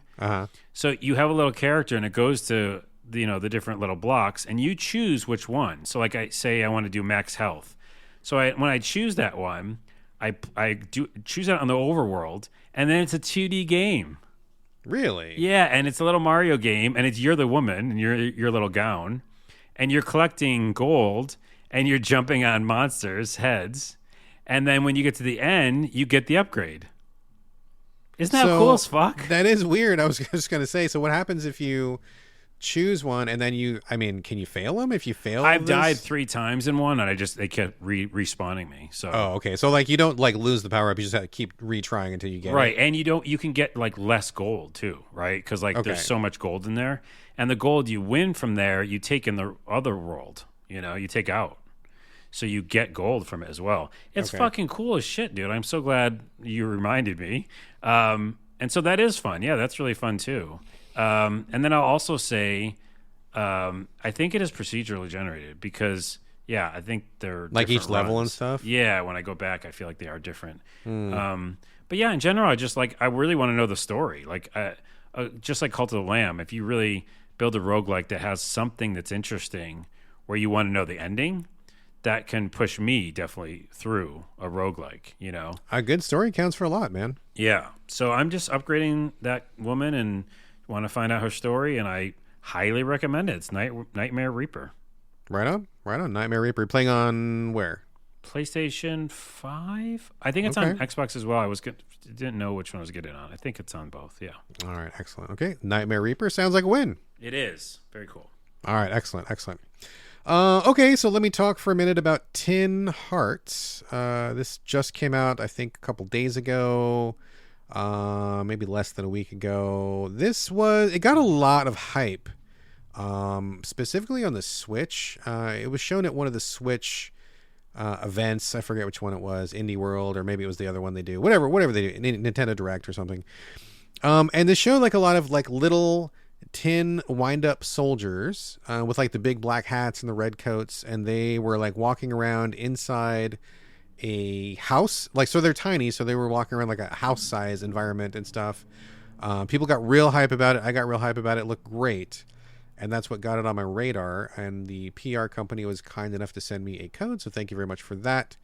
And I played this, and boy, I noped out of it like super fast. I didn't realize, because we don't do any research on the show, we never do, and we don't pretend like we do. I didn't realize this was from, I guess, whatever's left of the Fable team. I had no clue. I guess so. I mean, I'm not sure what they're calling themselves these days, but whoever, I mean, that was one of the things in the notes that I got with the game, was like, it was a lot of the people who worked on Fable were working on this, and they were kind of pinning a lot of their hopes on it. So that's a thing. Basically, it's a Lemmings-ish sort of a game where like you... Okay, so the other thing I didn't realize, not only is it the Fable team, it's also intended for a VR environment. I didn't know that, but it's not launching on VR. It's launching flat. So I didn't know that either. And it's one of those games where like you figure out right away something's wrong, and you don't quite know what's wrong. And then you're like, oh, but it's intended for VR. You're like, oh, that's what's wrong, because the whole approach of it, which I'll get to in a second, seems like it might work better in VR than it does flat. So basically, you play like as a toy creator or something like that, like a craftsman or something. And he's got some family drama. The family story is supposed to be a big part of it, but I found myself not caring at all. I was really more focused on wanting to play the game. But the game is actually really frustrating to play and really clunky. Part of it is because after the fact, I realized, oh, I guess you're supposed to be in VR. You're supposed to be moving stuff with your hands.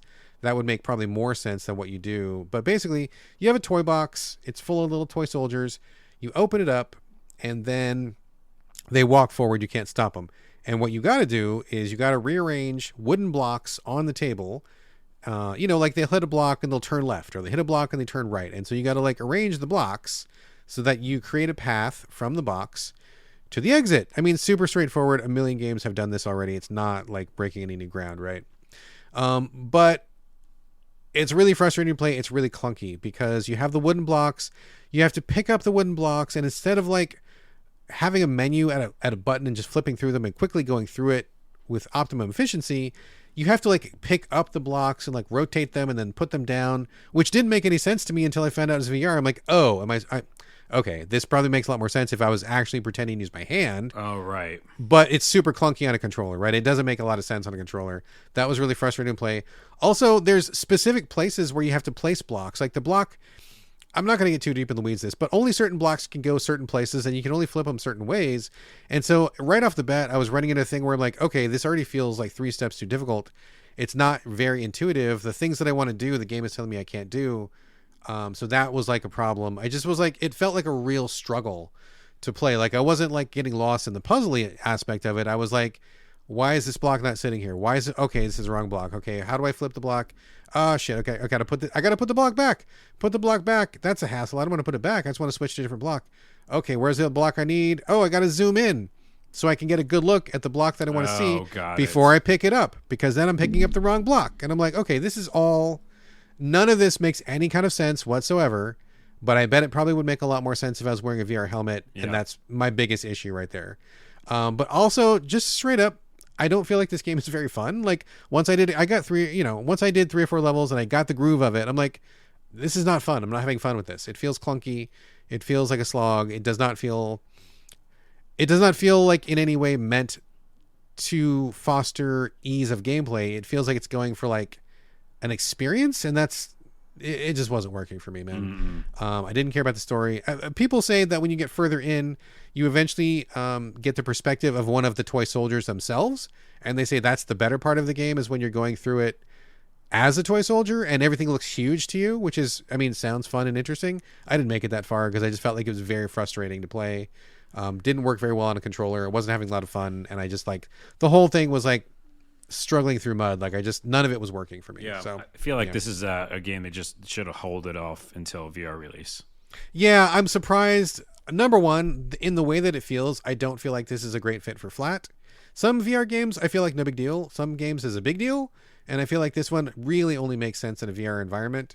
And I think they should have just held it back for VR, and it just doesn't make a lot of sense. So, not having fun. So, Tin Hearts, if you like the Fable team and you want to have a VR experience, it probably is a good time. But flat, playing it on Xbox does not fly. So, well, I have a perfect segue, and I'm hoping you built it in for us. It's my next game. Oh shoot! Can I Go ahead. Change it up? Yeah. Can I jump to Humanity right now? Then I was gonna have you talk about Humanity. Oh, perfect. Because that game has a VR mode and flat. Okay. I don't know if you knew that. I'm not sure that I knew that either. I'm assuming you played it flat or no? I played it flat. I don't have PSVR 2 yet. It's a PS game, PlayStation game. Wait, is it PC as well? I think it's just PlayStation. I think it's exclusive. No, PlayStation and PC only. Okay. So, yeah, and I bring it up because it's a game that also could be in VR for a different perspective. It also is a Lemmings type game like you're talking about. So, yeah, just like this one, yeah. So similar. But I think, I haven't played Tin Hearts, but this one works really well in 2D. Okay, great. Yeah, Let's talk about it. So that's a good thing. So I saw the trailer a while ago. It just looked really weird, and I like weird. The whole concept that I saw in trailers, which I think you did too, a lot of people did. Oh, yeah. Is all these kind of faceless peoples, almost like a bunch of Sims, walking down different like mazes and jumping on blocks and dying, a lot of them falling off to their death, or getting to a goal and then floating and ascending to heaven or something. So you're like, what is this game? This seems like a bunch of sim lemmings, and that's pretty much what it is. There's a couple interesting things when you actually play it. So you play as a Shibu Inu, the little dog. Oh, yeah. Okay. All right. And you're glowing. You're kind of this like spirit thing. As they all do. Yes. As they do. And you are like doing action platforming. So you're actually, those games where it's like, it's, what do I want to call it? What's it called? The Nintendo one? Oh my god. Nintendogs? No. What? Pikmin. Okay. Where like, you have like somebody on the ground, but then you also are like controlling things. Yeah. So you have the little dog. Yeah. The dog runs around, can jump, double jump. The dog gets new abilities. So later on, it can do different things. And then it gets new functions. So basically, the dog can run around and plant down. Would you say it learns new tricks? Nice. It does. It does learn new tricks. Excellent. All right, good. But it learns new tricks for the people. So basically, you want to control these people, tell them where to go, because they're just running. They're just going for it. They're walking forward. And you're on all these platforms floating into space. And your abilities, your tricks, are to give the people directions. So, like, you can say you're running around as a dog, running through the people, and you go down to a section and you say left. So then when they get to that section, they're all going to go left. Like, do you bark? No, you just put down, like, a little symbol. Is like it with your pee? Are you trying? Okay, you're doing a bit. I feel like they need to lean into the dog thing. They could have. Why did you not lean into the dog thing? That seems like a missed opportunity. A normal arrow. Sorry. You can pretend in your mind that he's peeing into the shape of an arrow. He's peeing a shape of an arrow. That would be perfect. Why did you not do that? Let's do that as a review. That's what he's doing. Okay. So the dog does that. And then there's, different directions, but then there's like jump. So you can put down a jump thing and say, jump here. And of course, you got to time it right. So, right, they got to jump to the block or they got to climb. And then there's like double jump. And there's all these different kind of moves that you can learn to tell the people to do things. But you're trying to get them to the goals, which is, simple puzzle game. When they get to the goal, they, again, ascend into heaven or wherever they're going. to the light, and you're saving like their soul. Okay. But the good news is this really makes it a relaxing game. Is I thought in the beginning there'd be like a certain limited amount of people, and if I failed, that they all started falling off, I would just fail the whole round. Mm-hmm. It's not like that. At least it hasn't been so far. It's like the people are unlimited. So, oh, really? Yeah. So they just keep coming and coming and coming? They just keep coming. And I'm like, oh, this is more relaxing now. Oh, man. You know what would be a cool idea? Like, honestly, if there was a limit to people in this game, but it was a limit, the real limit that we have on Earth. Like, how many people's on Earth right now? Is it like 8 billion or something like that? Yeah. Like, if you started with like a finite 8 billion and you had to get the game done before you extincted humanity on Earth, that would be kind of fun. Yeah, it's not that, but man, that'd be a variation. That's a new episode. Why was I not on the dev team for this? People need to consult with me because I feel like I'm getting some real gold ideas for this game. Well, you should be a consultant, and you could consult on episodic content for them. Absolutely. P arrows and 8 billion people. I don't think the P one's going to fly. Someone needs to pay me for this. Okay, so here's the other thing: is that later on you can like do your own stages. I believe like you create a stage. Yeah, I think so. User-made challenges and stuff like that. Sure. But there's like 90 stages in story mode. I'm through like 20 of them. I don't know. And each time it keeps building on different things you have to do. Like there's like different characters in the world, and if you bring them along to the end, then you get a bonus or something. There's like unlockables and things. In general, that's it though. What I said is the game. I don't know what's going to change later on. Maybe some other abilities would really make it feel different, but it's just relaxing. And I can see it being really, really weird and different in VR mode because you're like looking at the whole picture, and it might be even easier. But you don't seem to miss the VR, and that's key.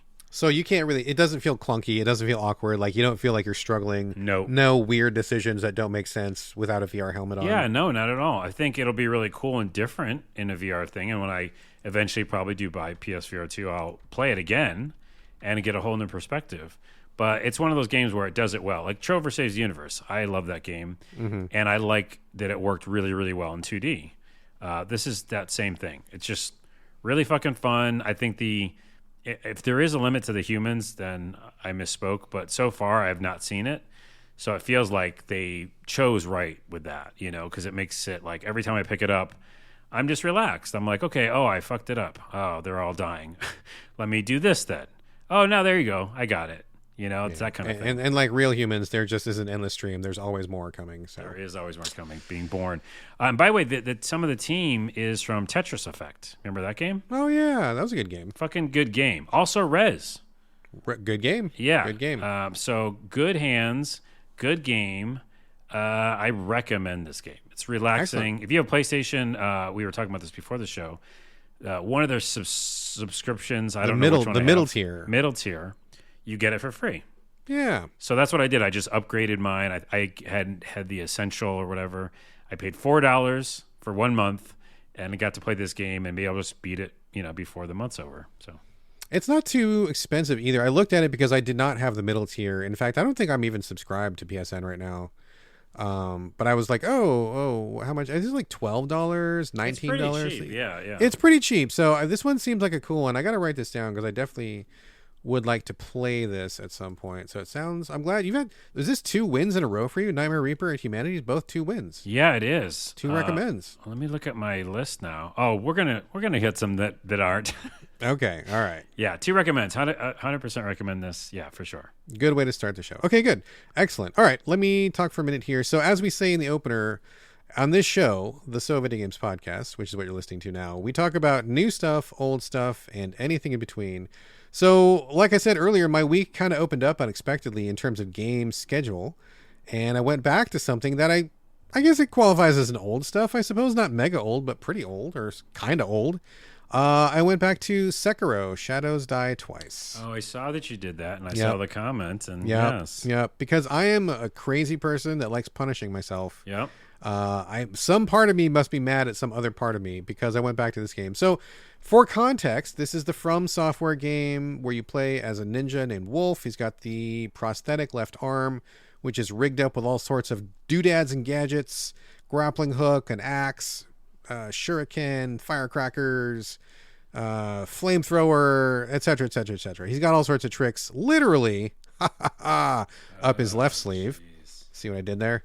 I did. And this is also the famously really difficult FromSoft game. It is their most prescriptive game, and by what I mean by that is, in most FromSoft games, Souls and etc., and soon to be Armored Core, which I'm very excited about, choice is what they're about. They're about you speccing out your guy, your mech, whatever, having a build, picking your armor, picking your weapon, basically doing a Burger King and letting you play it your way, right? Like that's normally what FromSoft is about, and that's a lot of what people love about them. But in Sekiro, they kind of went the other way. They zigged when we thought they were going to zag. And although there are certain things you can change, you can change which ninja gadgets you're using, etc. You can change a couple of your skills, but basically, there's only one way to ninja, and they want you to ninja that way. And if you can't ninja that way, then you're going to eat shit and die constantly, which is basically what I'm doing. This is like parrying : the game. Which just sounds like the worst thing in the world to me. Which it kind of is the worst thing in the world. I agree with you. I hate parrying. I famously hate parrying. And this is the game that I feel like more than any other one recently got everybody on the parry bandwagon. I fully blame Sekiro for doing that, because if you can't parry in this game, you cannot play this game. You cannot progress in this game. You can't do anything in this game if you can't parry. Like, it is core to the identity, which I think is fucking stupid.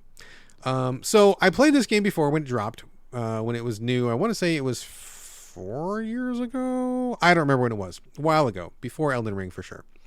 And I got all the way to the very last boss. The last boss in this game, Sword Saint Ishin, is famously difficult. It is famously difficult in a famously difficult game. And I want to say that I was playing on PS4. Is that crazy? It was on PS4, wasn't it? I think it was, yeah. Yeah, it was on PS4, I believe. And not only is that boss really difficult, he's got like, I think 3, maybe 4 phases. Ugh. It's all parrying bullshit. It's like the kind of thing where if you miss one parry, you're dead, right? Like, you got to parry it perfectly. And at that time, when I got to the last boss, it wasn't running that great on PS4, because you die. There was like a really long load. There was like a little bit of a run up. And then when you got to the place where you had to go, there was like a load. So there was at least like 2 or 3 loading screens before you got to try again. And the frustration of getting stomped by the boss, which most people, it takes them days to get past him. Like, he's crazy hard.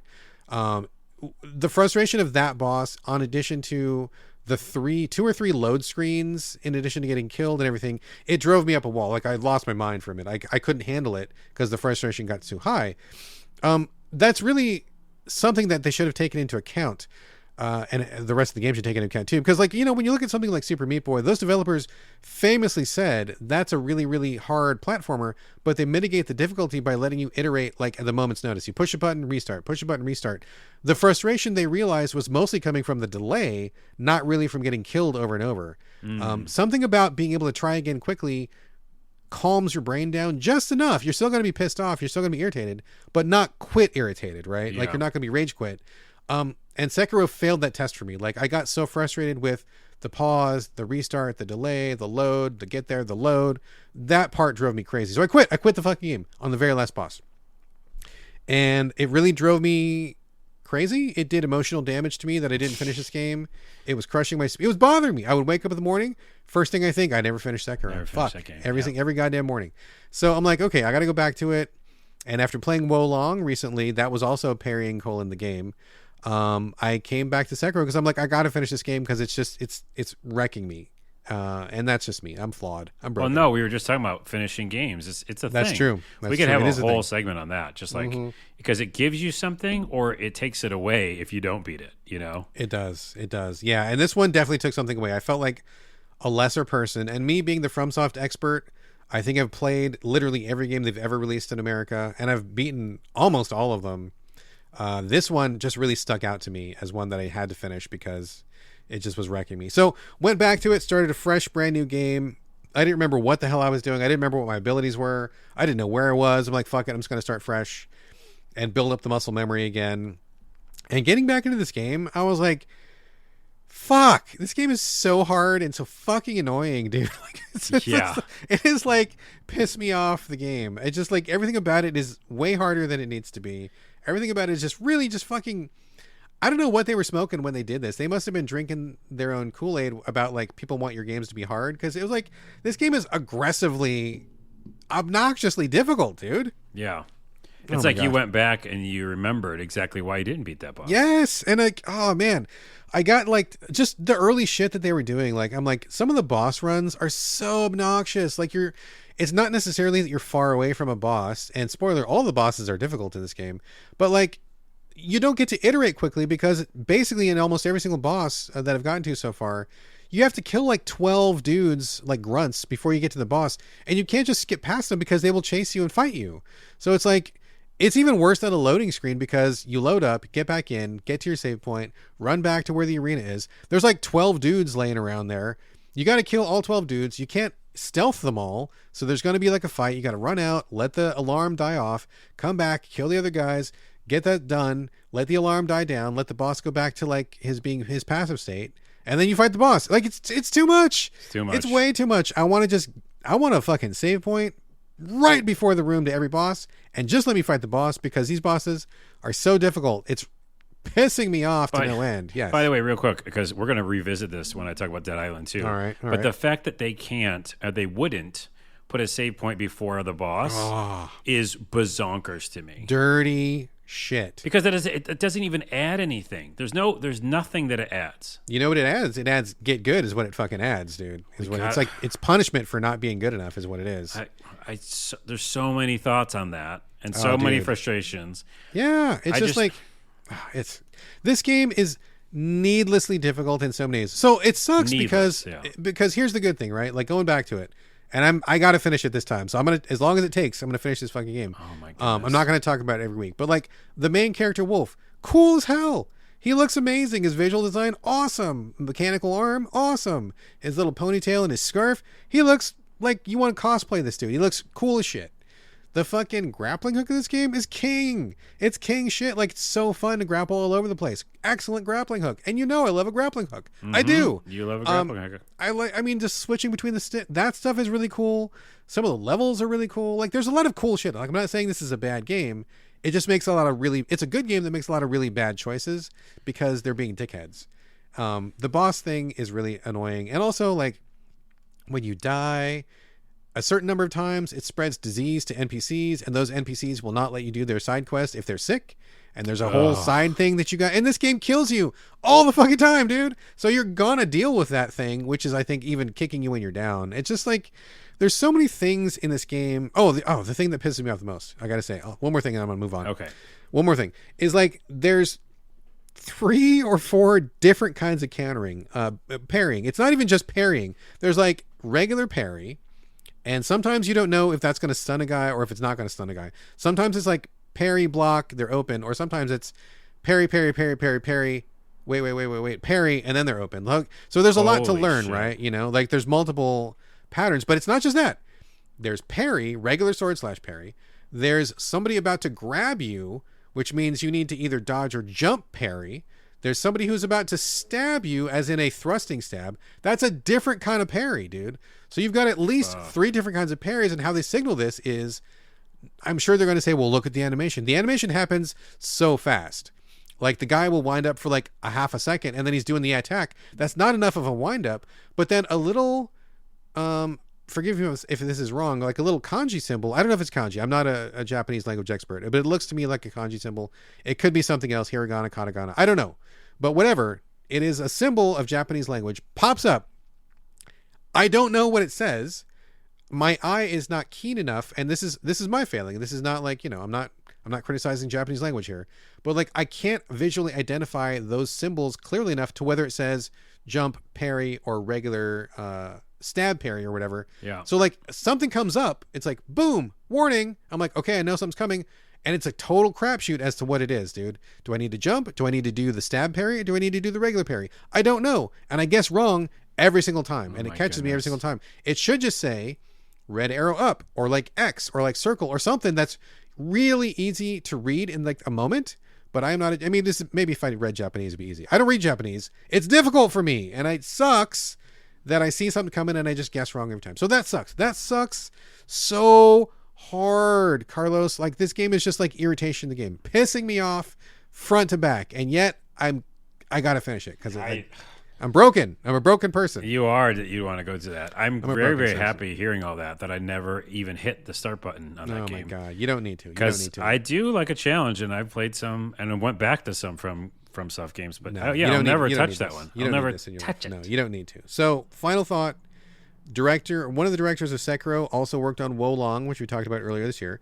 And I'm just doubling down on what I said earlier. Wo Long feels like Sekiro but fixed. It feels like easier Sekiro, nicer Sekiro, more playable Sekiro. If you like Sekiro, Wo Long is just better Sekiro. The only thing that's worse about Wo Long, no grappling hook. And that is, to be fair, is a loss. I like the grappling hook. But other than that, everything that Sekiro does, Wo Long does better, and I think it's a better fucking game because it doesn't hate you as much. So I would say that just kind of a mini tangent is that what I think Wo Long, even though I didn't, I don't love super, super difficult for difficulty's sake games, but I did enjoy some of my time with Wo Long. We talked about it in the show. Yeah. And I was like kind of doing well for a while because I found a way to like upgrade my character. Yeah. And then, I beat the first boss. Wait, did I beat the first boss? You did not beat the first boss. I did not beat the first boss. That's why I was like super strong before I got to him, and then he had that 2 forms, whatever. Even if I did, I don't know. Like you said, it got easier after that. It's kind of silly. But the point is, I enjoyed that more because even in the first outing, in the first kind of beginning of that game, there was just the potential for me to do things a little differently. And I think that, there's something left over from the arcade games, which we kind of talked about, where difficulty for difficulty's sake, was born because they didn't want people to beat arcade games. They wanted them to feed quarters into it. There is like that level that still shows up in some games where it's like, we called it earlier, get good, but I think it's just kind of, it's a, hey, do this way exactly. And if you don't, you lose. Yeah. But an open world game, obviously why I like RPGs, games where you can kind of futz around and do things how you want to, I just think is the more modern approach, the more, for me personally, the way I want to play games, because I, again, grew up with the game where if you do this, you die, and it just was so frustrating to me. I don't want frustration in my experiences. I want open-endedness. I want difficult things, but me able to do it different ways. Yeah. So that's really what it comes down to, and that's why I enjoyed Elden Ring, and that's why I beat that fucking game. Yeah. Because I beat it, and I beat different bosses in different ways, and I didn't do exactly what everybody else did. So I think that's really what it comes down to, is Sekiro sounds like that other version, which is like, we'll do this and parry this exact way so that you don't die. Yeah. And that's exactly what I don't enjoy. Yeah, I mean, I agree. They came so close to doing an all-time classic, but they took away too many options. And I feel like they really are catering to a very, very, very specific section of their player base who can parry, and it's no big deal to them, whereas it's a big deal to other people. So that's disappointing. And also, like you said, I mean, Wo Long is great, but its big sin is the very first boss in the game is also like basically the hardest boss in the game, which doesn't make any sense. So that sucks. But if you can get past that boss, I think Wo Long is ultimately a better Sekiro experience than Sekiro is. And I don't recommend Sekiro, and I fucking hate Sekiro. And now I'm trapped in Sekiro. So. Well, you don't have to be. We're gonna have to have like a counseling session every episode. It's already bothered me for years, dude. I've carried this burden for years. I need this to get off my chest, man. I have to. You could like watch the ending on YouTube. I already did. You already did. You know what happens. I already know what happens, and I still don't do care. I got to do it. I got to do it. I understand because I did go back to a game that I'll talk about at the end of the show, so I get it. Oh, fucking trash. Let's move on. Moving on. Planet of Lana. This is a very highly anticipated 2D platformer, sci-fi, I guess, ish kind of thing. Yep. Kind of reminds me a little bit of Inside, I guess. Also Limbo a little bit. Yeah, the whole 2D it's kind of that whole narrative / platformy / puzzle. Yeah. Now I did play a bit of this, but I think you probably played more than I did. Planet of Lana. At the time that we're recording, it's still in embargo, so we're going to delay release by 1 day, so we can release this after embargo and not get in trouble. But for now, we're free to talk about it. Carlos, why don't you fill us in on Planet of Lana? Well, I originally saw it on an Xbox showcase. It's, I think, exclusive to Xbox on console, I want to say. It's on Steam, too. Okay. Or it's coming out on Steam. But I don't think it's going to PlayStation. So I was like, I always want to, root for Xbox and say, hey, if you have a new indie game or something I can't play on PlayStation, I'll check it out. So I saw it in a showcase, I think, of theirs because they were touting it as like having Makes it sense. first, you know. By the way, also publisher is Thunderful, which we like. I think we Yeah, we love Thunderful. Yeah. developer someone else, Wishfully, so I've never heard of them. But yeah, the way that it looked is beautiful. Kind of the idea of like a 2D, lush environments. I don't know if you say cartoony, but yeah, just beautiful looking style. And you play as a girl who is in a town that gets basically overrun by robots, and robots do kind of this invasion. Yeah. That was the trailer, and that's really kind of an exciting idea. Of like, And it's like a fantasy. Like, you're not on Earth or something. This is not a regular town. It's like fantasy. no, it's like a nature world. world. Yeah. Yeah, and all these like kind of old school, like little town kind of vibe. Yeah. Fishing town or something. And then, these robots show up, and you're like, whoa, that's kind of a weird juxtaposition. These people in the small little fishing town on another planet, get kind of invaded.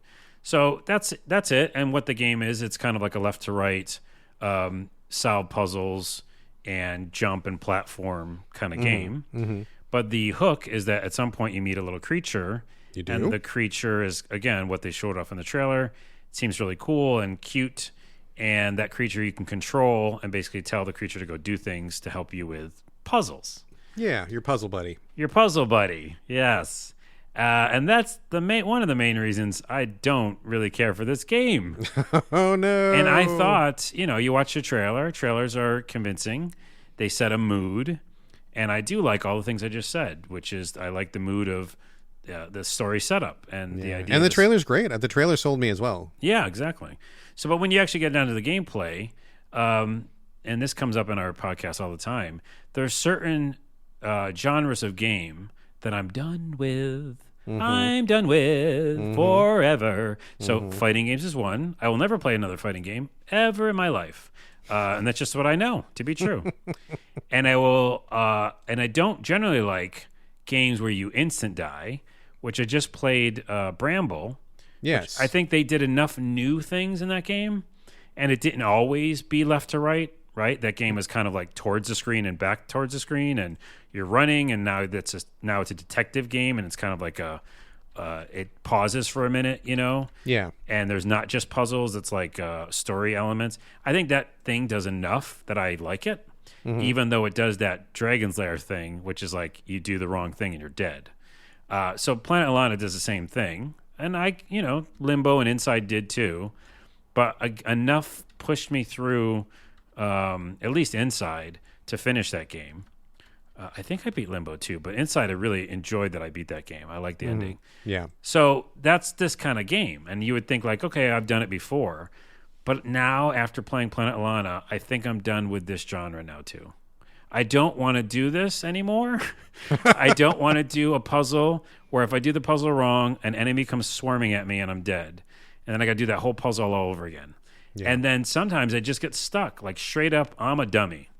Yeah. I'm dumb. I'm dumb. You got me. All right, video game developers, you got me. I'm dumb. I don't know games. And here's what it does. Here's my tangent. It makes these kind of games make me go like, oh, I don't know games at all. Maybe I'm just like missing some brain cells. Have I never played a game? Have I never played video myself? games? Yeah. Oh, brain cells with a Z. Check it out. Yeah, I just feel bad about myself, and I go, I don't get it. Or when I do get it, even though I got it, the timing was off. So when I'm talking esoterically, but like when a monster is around, it's an instant kill if it finds you, right? Yeah. It could be a monster, or it could be a robot. Yeah. And either one of them, you're instantly dead. And so I've done so many things where like, oh, I get it now. And so I get ready to do the puzzle, but it's also based on timing. Yeah. So then the robot or the monster or something else comes and just eats my head off. So I don't ever want to play a game like this ever again. I don't think ever. And that's weird because I really like the art style. I was wooed by the trailer like you. Yeah. But when it came into actual doing it, and I played 2 hours maybe? Okay. It's a long time. I got to the title screen, I mean, got you probably saw at least like a third of the game with that much really? time invested. Okay. Yeah, it's like between 4 to 6 hours. I just got to another puzzle where the switch, and I was like, I don't want to do this switch puzzle, and I couldn't figure out where the guy was supposed to go to my little helper buddy, and then I died by a monster or robot, and I was like, Oh, I don't want to do that. So am I wrong in thinking that that's how it makes you feel? Yeah. It's so okay. This is key. Everything you said, I'm on board. I'm on board. I understand. I feel the same, and I think you kind of put it in different terms, but basically you're saying the exact same thing that I was thinking. Okay, so yes, I agree with everything you said. I don't think that I want to play any more of these either. Okay, okay. But let me caveat that by saying I don't want to play any more of these where they're not really bringing enough new content to the table. Like, I can't say that I'm never going to play another one of these ever for my life, but I feel like there is a certain basket where they're like, this is one of those, and that's what it is. This feels to me very much like it is not pushing anything forward. It's not bringing a lot of new ideas. The theming of like being in a peaceful town and then robots / monsters / aliens / bad guys show up has been done to death. The 2D approach with the puzzles has been done to death. Like, everything I played here, and I played about 2 hours ish or so as well. I just felt like I had already played it almost. Like, I played so many of these. Mm-hmm. It just didn't feel different enough to me. Even though you've got the little helper buddy, that just didn't really add enough to me. It felt like very safe, very predictable, very no surprises, right? And granted, I didn't finish it, but I didn't feel compelled to finish it. So where this game succeeds is I think the music is great. I think the backgrounds are really beautiful. Mm-hmm. But I will say I think the character designs are really boring and unappealing. I didn't care for my main character very much. I didn't care for the animals. I didn't care for my helper buddy. I felt like it was really basic and kind of dull. Like the character appeal that might hook me didn't hook me, and I didn't really feel very strongly about this character. And that point's important, though, because that's how I got through Inside.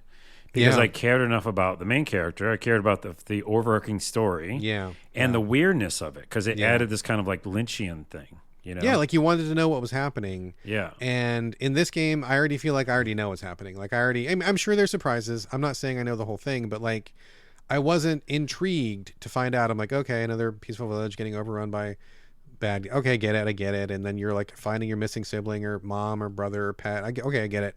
Like, it's very by the numbers, right? I feel like there's probably 10 or 15 games that are just like this one, with little variation. And so it wasn't, if there was some trick card up its sleeve, it wasn't showing it quickly enough, and I wasn't in, you know what I'm saying? Yeah. I felt like the controls were not super sluggish. Like, we're not talking old school Jordan Mechner, like Prince of Persia delay, but there was still some delay that I don't think. I'm glad you brought that up, because that was the only other thing was like grabbing on ledges and stuff. Yeah. Felt like it was off. It's that old weird, like, rotoscoping animation delay thing that was like a problem back in the day, but we shouldn't really have to deal with that anymore. So that was kind of an issue for me. And it's not a bad game. Like, it's not committing any sins, but I feel like for you and me, especially since we go through so many games, if I've already played 15 of these, I don't need to play 16. And I feel like if I was a new player, if I had never played Inside, if I had never played Limbo, if I had never played any of the 15 other games that are just like this, I'd be like, oh yeah, this was great. I liked it. It was really cool. But like, I've been around long enough. I played the original Prince of Persia. I played all those ones from that era. I played Inside. I played everything that's been since then. And this one just doesn't bring enough new to the table for me. But if you were like I just said, a new player, if you're a younger player, somebody who is just getting into games, or you're not familiar with this style, good choice. I think it's a good choice. But for us, I think I'm kind of done with it. That's a good point. Yeah, people who've never played it, younger people too, going like, wow, a side-scrolling game that's like an adventure. And you've got a friend and rescuing your sister and stuff. Yeah. Cool, I'm in. But like, I've done that a 1,000 times, dude. So. I agree, but then there's one last thing I'll say negative about it. Because of that weird kind of like ledge pause or whatever it's called, like a time delay between when you can grab something or you miss it, or, and this is the worst, the animation of actually just getting up onto a ledge. Yeah. It's too slow. And so what happened is, very early on, there's that monster who tries to charge at you, and you've got to learn that you've got to jump. I died at that so many times. I died at so many times. I died at it so many times. And then when you finally figure it out, he's got to run and hit his head and get dizzy. Even that's off, because when you jump on the ledge, he still gets you sometimes. Yeah, you got to jump like so far ahead of time. It make does. It's work. not natural. Yeah. So yeah. that's wrong. Like that is a failing, I guess, because I agree. So and that started showing up again later when I was playing it, like hour 2, and I was like, oh no. I can't do this and then also have fight a control, Yeah, So- it's an interesting decision, and I think a wrong one. I agree with you that may have had to have happened back in the day when Jordan Mechner was doing rotoscope animation for a style of game that didn't exist at that time. Like Forgiven, your sin is forgiven. Yeah. But we're not there anymore, and I expect tighter controls and Yes. to not have to jump 30 seconds before I actually need to jump. Yeah, what I that's mean? Prince of Persia old school, man. Yeah, it was frustrating. So this was a miss for me. This was a miss. That's disappointing, but I did not Yep. care for this one. So Same. all right, let me talk about a game that I actually think is great and I love. Dark Quest 3. I think it's probably in the What? running for most generic title of this year. You always Dark surprise Quest. me too. Dark Quest 3. I'm writing this in. Wait, is it on the Switch? It is on the Switch. It's Is it also only on the Switch? No, it's on Xbox, PlayStation, PC. I think it's on everything. Oh, I okay. think it's on mobile too, I believe. I'm listening. Yeah, so this is the sequel to Dark Quest 2, which came out a couple years ago, and I love Dark Quest 2. I thought it was really good as well. Did you play It's a- Dark Quest 1? I never played Dark. Did I? Wait, did I? It's I think it was $2.99 mobile. on Steam. I think it was mobile only. No, oh, you know what? I did, and I didn't like it. I think it was too rough. It was too Oh, I rough. think he figured it out. They figured it out. They figured out by number 2. But Dark Quest 2 is different than Dark Quest 1. Dark Quest 3 is different than Dark Quest 2. What is Dark Quest 3? So it is a roguelike turn-based RPG game where you... Okay, so like what this is, the easiest way to explain this is like Dungeons and Dragons, the tabletop game, played at fucking light speed, like as fast as you could possibly go. So like there's a DM in the game. Kind of reminds me a little bit of like Hand of Fate or something like that, where you are kind of playing against like the evil guy across the table from you. You pick a group of 4 characters. I think the basic starting group is like dwarf, barbarian, magic user, and arrow shooter. That's not the right word. Arrow shooter's 100% Arrow the right shooter. word. It could be arrow shooter. The It guy is who has not. the arrows and shoots the arrows. That guy. The Archer? The archer. Thank you. Yes. I'm going with Arrow Shooter. And by the way, that is the name of the podcast. I was waiting.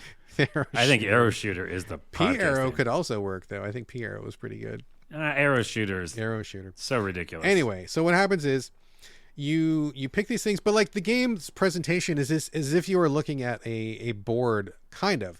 The art is kind of static. You just have like let's say you go to the mushroom world. You're not in a world, like it's like there's mushrooms on the screen, but you're still looking at like a play field of like a little place where choices happen. It's like a really stylized tabletop. So you're not in a world. It's not 3D. You're not going on like an adventure. You're not taking characters through anything. It's like you draw a card. There's cards in the left-hand corner of the screen. You draw a card, and the card will say, oh, it's a river. Do you want to cross it, or do you want to go around the other way, A or B? And you choose one. And if you say cross it, okay, roll, and then you roll the dice, and it's like 1, 2, 3 is you drown, and 4, 5, 6 is you make it no problem, and 7, 8, 9 is you caught a fish on the way out and you get a +1 health or something like Okay. that, right? So like every choice you do in the game is like you draw a card, they give you a choice, run, fight, hide, search, whatever, like all your typical D&D choices. And then you got to roll, and it depends on which person. It's all randomized. It's all randomized. Like when you draw a card, it'll be like barbarian, you have to get across a river, and the next one it'll be there's a trap, wizard, what do you do? Like you don't get to choose, right? So you can't always choose the strongest guy for the strength challenges or the smartest guy for the smart challenges. Like it kind of randomizes, right? And so you just roll the dice all the time, and then they give you the choice, and you can see what your choices are. It's all laid out for you. So basically, you're drawing cards that are situations. You choose what you want to do. You roll the dice, and you move forward. Like that's it. Super simple, super straightforward. It feels like you're playing D&D at hyper light speed, like with boosters strapped onto you. So like you're just going through as fast as you can. Every time you win a battle, you get to upgrade one of your characters. Sometimes random, sometimes not. But like each character has like a basic 3 attacks, and so you can upgrade their basic attack, their ability, or like some passive thing. So for example, you start with a wizard, and the wizard's got this really great spell where he hits 3 people with like random damage, which is really helpful because you're often up against mobs, right? So like if you win a couple battles and you buff up the wizard's lightning spell, then that helps you get a lot further, and you can get more treasure and get further in. But you can do that with the archer. You can do that with barbarian, whichever character you like. Like find some attacks that work for you. Every time you win a battle, buff that character. It kind of keeps you going. You get as far as you can get, and that's the game. I haven't beat it yet. I've gotten pretty close, but not quite yet. Every ability you get is randomized, and it's also roguelike. So like when you get to the end of a run and you go back to the beginning of the run, all your guys are back down to 0. But there is progression. You collect certain resources and you can upgrade each level. So like, for example, in the starting level, you pay for some of the upgrades. You'll get like +3 healing potions at the beginning, and you'll also get like a better attack card. And if you want to upgrade some of the other areas, like the mushroom forest or the cemetery or the lava pits or whatever, you can upgrade each one of those to make it easier for you when you get back to it the next time. So even though your characters are set back to 0 in roguelike fashion, the game world is not set back to roguelike, 0 roguelike, right? So you'll have all the upgrades, all the abilities, all of the bonuses that you can get. And in addition, you can unlock extra characters, and some of the extra characters have really cool abilities. So once you get a couple more unlocked, you can mix and match your party a little bit more. It's simple. It's really streamlined. It's really straightforward. But that's beautiful about it because I think it works really well. I feel like these people exactly know what they're going for. They've got all their systems in place. It's lacking some bells and whistles. It could use a little bit more polish, but I think the core of what they're doing is absolutely on target. I think they did a great formula. It's really fun to play in short bursts. I think it's a great example of a super fast light speed roguelike. And I love this game. I think Dark Quest is the shit, dude. I think it's really fun. Wow. Okay, so I don't want to be a Debbie Downer, but one, I'll say in a positive sense, I do like the art style. It is cool art, yes. It is like moving around little miniatures in the way they do the animation. Yes. I like a lot of things you just said. I like some of the world progression stuff and the card system. The thing I don't like is the resetting to 0 when you're playing a D&D game. Yeah. Because I knew that as soon as it said roguelike or roguelite or whatever the fuck, it was going to have that kind of, stuff. Yeah. And I'm wondering, I don't want to go on too much of a tangent on a very, very long episode, but why developers do even make it roguelike at this point? Because, yeah, you're going to do runs, but wouldn't it be interesting if it's all random anyhow to just do a bunch of runs and not have to worry about being 0 and just having things you've like progressed over that run? Yeah. It's just weird that they would reset because it's heroes. And in an RPG game like this, you would think like you'd want them to level up, That's my only caveat that I'm afraid of. I mean, I agree with you, but I think in this particular case, and sometimes I agree with you, sometimes I don't. In this particular case, I thought the exact same thing you did. But then as I went through it a couple more times, I think what they're going for is the world gets easier as you go, but also with the characters, every time you make a run, like you're getting different, like different equipment you can put in your guys. But like, for example, I'm doing like a wizard run. So like every time I get an upgrade, I give it to the wizard. So like he becomes like the cornerstone of that team. Whether I make it or I don't, and I get set back to the beginning, and then it's like, okay, well today I'm doing a barbarian run, and I'm going to focus everything on the barbarian, and he's going to be the backbone of my team. Like it kind of like you can't power everybody up all the way. There's not enough upgrades in a run, so like you got to focus. And so it's kind of like you're playing with team composition like every single time, where it's like, do I want the archer to be the backbone of my team, and who's going to be the support? Like I find that in my games, I can really only have like one real strong character and one halfway strong character, and then 2 that are like lagging behind because I just don't have enough experience to go around. And I think that's intentional, right? Like I think that's where the tension of the game comes from, where if you've made the right choices and you've got the right character build, the team will carry through and you'll be okay. But I think that in itself is really kind of what they're going for, not necessarily that you have the persistent progression. Because I'll say that if you had the wizard maxed out, like if I did 2 wizard runs and he was maxed out and he stayed maxed out, this game would be like a complete cakewalk, dude. Like you would like steamroll everybody because you're a really well-built character. It gets really OP. And so that's the fun of it, is like getting them to the OP stage and then like they're carrying the whole team, Interesting. It's a flavor, it's a mood, it's a vibe. But I think that it really works. It worked here really well. And I think it worked in Dark Quest 2 really well. These guys are really clever. I don't know anybody else that's ever played their games. I don't know anybody else that knows about their games. But I think Dark Quest 2 is great. And I think Dark Quest 3, different, but also great. I'm having the best time with it. I play it for like 15, 20 minutes a day, 1 or 2 runs, and I'm good. And I come back to it, and it's just the perfect pick up and play. It's amazing. I have tangents on the ideas of roguelikes and roguelites, which we'll bring to another episode. But for the positive ending for this review, I'll say I'm going to check it out because I don't want to prejudge it, and it's super cheap. Was it $2, $3 or something? It's on. Well, okay. Actually, this one is $19 on Steam, but the originals, which I know you said I shouldn't go play, maybe Not number one, but number two for sure. Number two, I think it was $8. Okay, that's a good price. Yeah. So I might start with 2 and see if I enjoy that concept, and then if I do, then I could go to 3. Yeah, but these check are it good. out. I love these. Dark Quest 3, that's a hardcore win, man. I'm having a fun ass time with this game. Really good. Check it out. Check it out. And for a final game of the show, That is not correct. It's not correct? No, it is not. Oh, okay. What do you? We have Ghost Lore.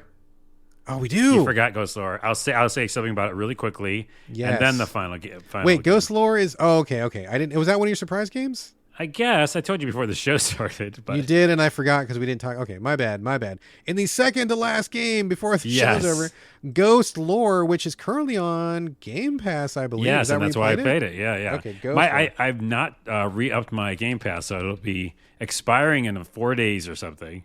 Well, make the most of it, my friend. I will make the most of it until Starfield probably when I purchase it again. So yeah, I thought I'd pick it up because this and another one came out. What's the other one? I know the one you're talking about. They're both Yep. similar. They are They are similar. both Asian themed, Yeah, martial East Asian, arts, yep. supernatural. I forget what the other one is. I downloaded them both. But Oh, the let's other talk one's about- more Castlevania or Metroidvania. I think style. so. Yeah, I think so. But This we're talking one about is Ghost the Lore. Ghost Lore, Lore, and it's Diablo, like an action RPG, Diablo 2 style game. Okay. Titan Quest, Diablo 2, that world. Okay. And so that already got me interested. I'm and it interested. was, in quotes, free if I had Game Pass, so why not? Yes. Why not? It is also early access, though. I did see that. Yes. So you might go running screaming from that. So it's not done. And you can tell that it's not done. There's a lot to like here, but there's a lot of questions. And you're like, wait, what's this do? And why is that way? And I don't know if this feels right. So you can tell that it's not kind of done in a way. The procedurally generated maps are also a thing, which I don't care for. Sometimes I do. But in this one, there's these really massive maps. And you are just like, having fun doing Diablo 2 stuff and upgrading and finding loot. But sometimes it just feels like it's meandering, because it's not really like a design map.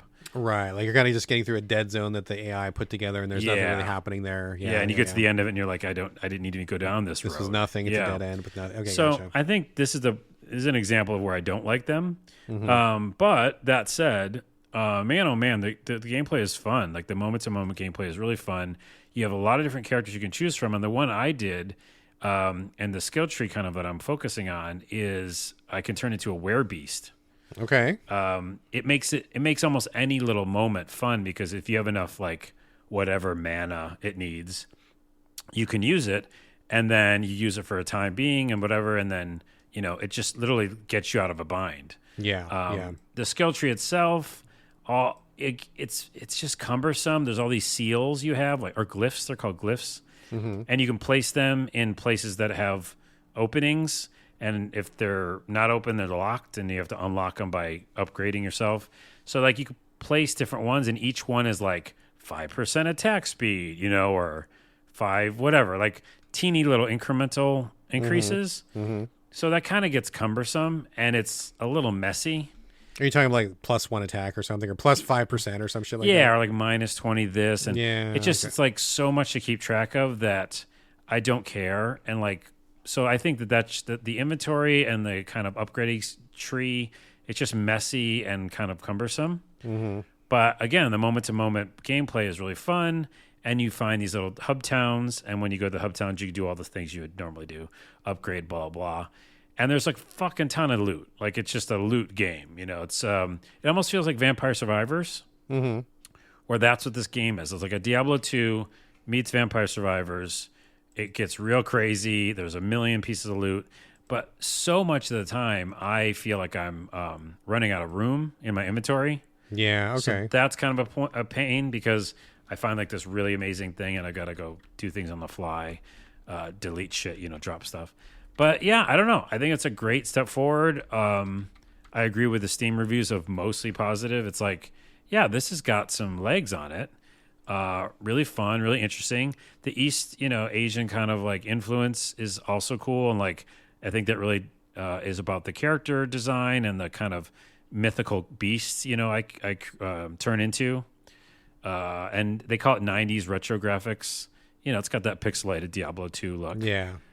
But yeah, I think overall it just works. Like, again, the barrier at entry was pretty low, being on Game Pass, but I had a good time with it. I just got a little frustrated with the cumbersome inventory and the fact that the upgrading just felt kind of confusing to me. Yeah, but early access, so there's still plenty of time for them to work on it, right? Oh, yeah, exactly. I think it's a great step forward.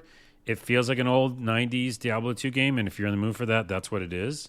But yet with some different kind of influences, and different kind of mythical, I think it's Chinese kind of story and stuff like that. So, well, you really sold me on this one. I downloaded it, but I didn't try it yet, and I have to be honest, it wasn't really at the top of my queue. I was like, Game Pass, I'll download it so I'll remember to play it later, but I wasn't going to get around to it. But hearing you talk about it, despite the rough edges with the upgrades and whatever, the cumbersomeness of it, I don't know, it sounds interesting, and I think that maybe I will give that a shot later today. You've kind of sold me on this one. I think I should have, because I just remembered one more other thing. As I'm looking at the Steam page, you can have companions too.